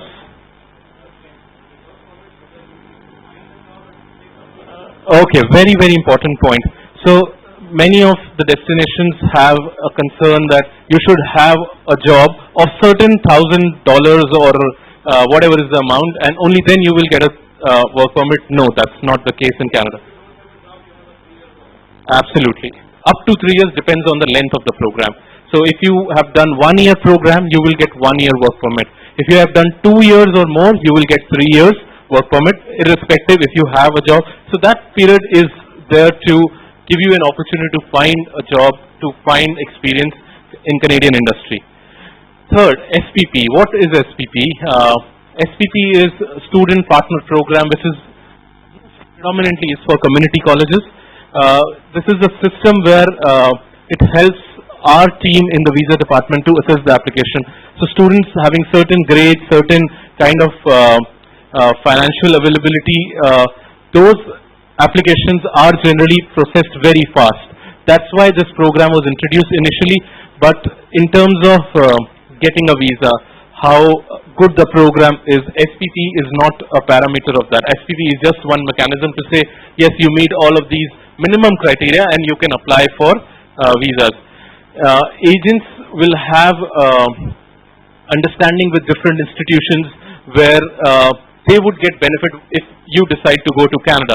So there might be commission involved or something. That's why they might want to push that to you. But in general, there is no difference between if you apply to non-SPP college or an SPP college, there will not be much difference. Yeah. Generally, no. Universities generally don't fall under SPP. There are very few which are under SPP, but mostly it's for colleges. Universities don't get into SPP. Yeah. Questions? Oh. Yeah? Okay. Okay. There is a question there. Can you take the mic there? Yeah. So MBA programs and mostly all other programs, there are two big intakes. One is September when it starts, and other is January. And different institutions will have different, some might have May intake as well. But predominantly it's only September and January. And within these two also, September is the biggest one. And for MBA program, if it's a very, very competitive program, I would suggest you start very early so that your application gets in, you get time to build your profile as well. So, depends on the institution, but generally 8 to 12 months is what I would recommend, even sooner than that, to start your application. Yes? If university and college is offering same course, what should be the criteria to shortlist?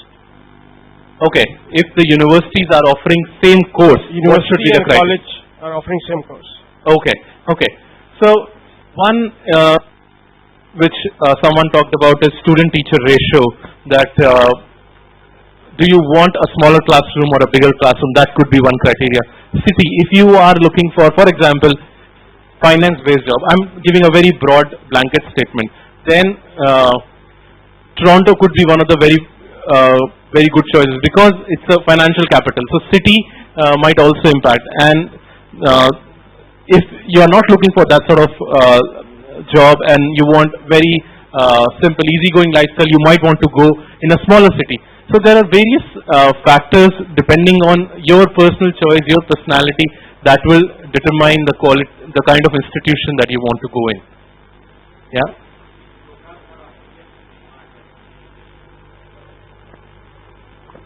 Okay, which programs are highest in demand? Again, depends on the location. If you Toronto, financial programs are very, very popular. Saying that it also have engineering jobs. In Alberta, you would have oil and gas, energy jobs available in plenty.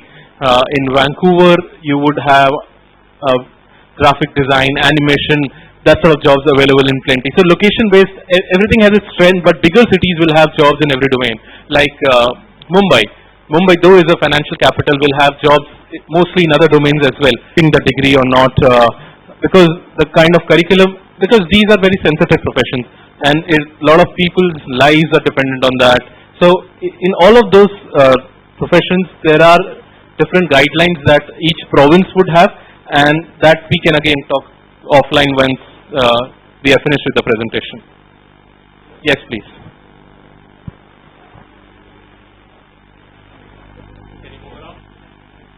My daughter is interested in earth sciences and geography. So, could you just enlighten me on that? Sciences and geography. Now we are getting into course-specific questions, which I am not an expert of, I should admit it, because there are a whole variety of universities and colleges which would have certain specialization, and I won't be able to do justice to it. But I can share the resources where you can find this information on the leaflets. I will be able to direct you there. Yes. Yeah, what are the chances of getting a visa if a person is having a 2 years of educational gap? 2 years of educational gap, and Post 12. Yeah, post 12. Okay, okay. So it's again a difficult question to answer. It's very specific, case by case. So visa officer would of course want to know that why you have taken that gap, what was the reason. If you have right justification available, you will have to explain that. But all of these things, of course, do matter in the end. That they want to see that the student that is going to enter Canada, are they actually looking for high quality education? What is their motivation to come to Canada? And if you are able to explain that, right, there shouldn't be a problem. What is the acceptance rate of visas? Acceptance rate is dependent on the files. Again, I think different regions would have different acceptance rates. Some where we see lot of yes. Most of what you've spoken about is for undergraduates. If somebody wants to go after the 10th, what options?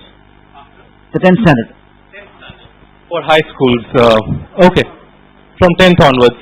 So for high schools also, I should frankly tell you that number of students going at high school level are very less in comparison to undergraduate and postgraduate courses. But saying that, it doesn't bar you from applying. You can apply to Canadian high schools, and you will be accepted based on your previous performance.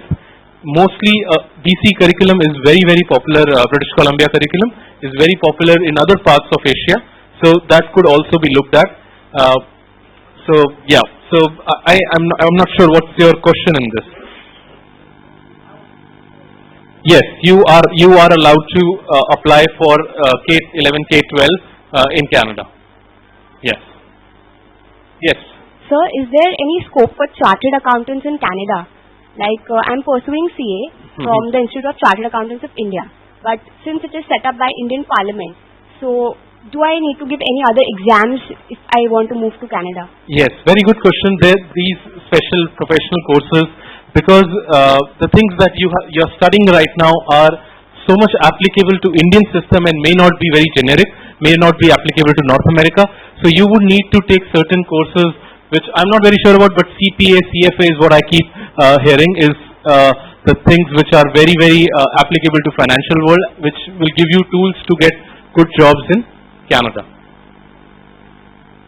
Yeah, if your question is that can you straight away practice CA after doing it? No, you can't. You would have to take up certain courses to be eligible to do that practice. Thank you. Yeah. Okay, any good colleges for MS? I won't be able to pinpoint which specific, because all are Government of Canada institution, and I would suggest that browse through some of the content on the links that we have provided, and Globe and Mail, Maclean's will give you fair idea that which institutions are ranked very high in particular courses. I think so. Yes. Yes, PhD grants. Lot of universities, because it's mostly government funded or corporate funded, there are significant grants available. If your research topic is of interest to the university and to the guide who would mentor you, then there are chances of getting significant amount of stipend as well as your grants for your research programs. Okay? Any other questions? Okay, thank you everyone for coming out on a Saturday. I am available here If you have any questions, we can talk. Thank you. Bye-bye.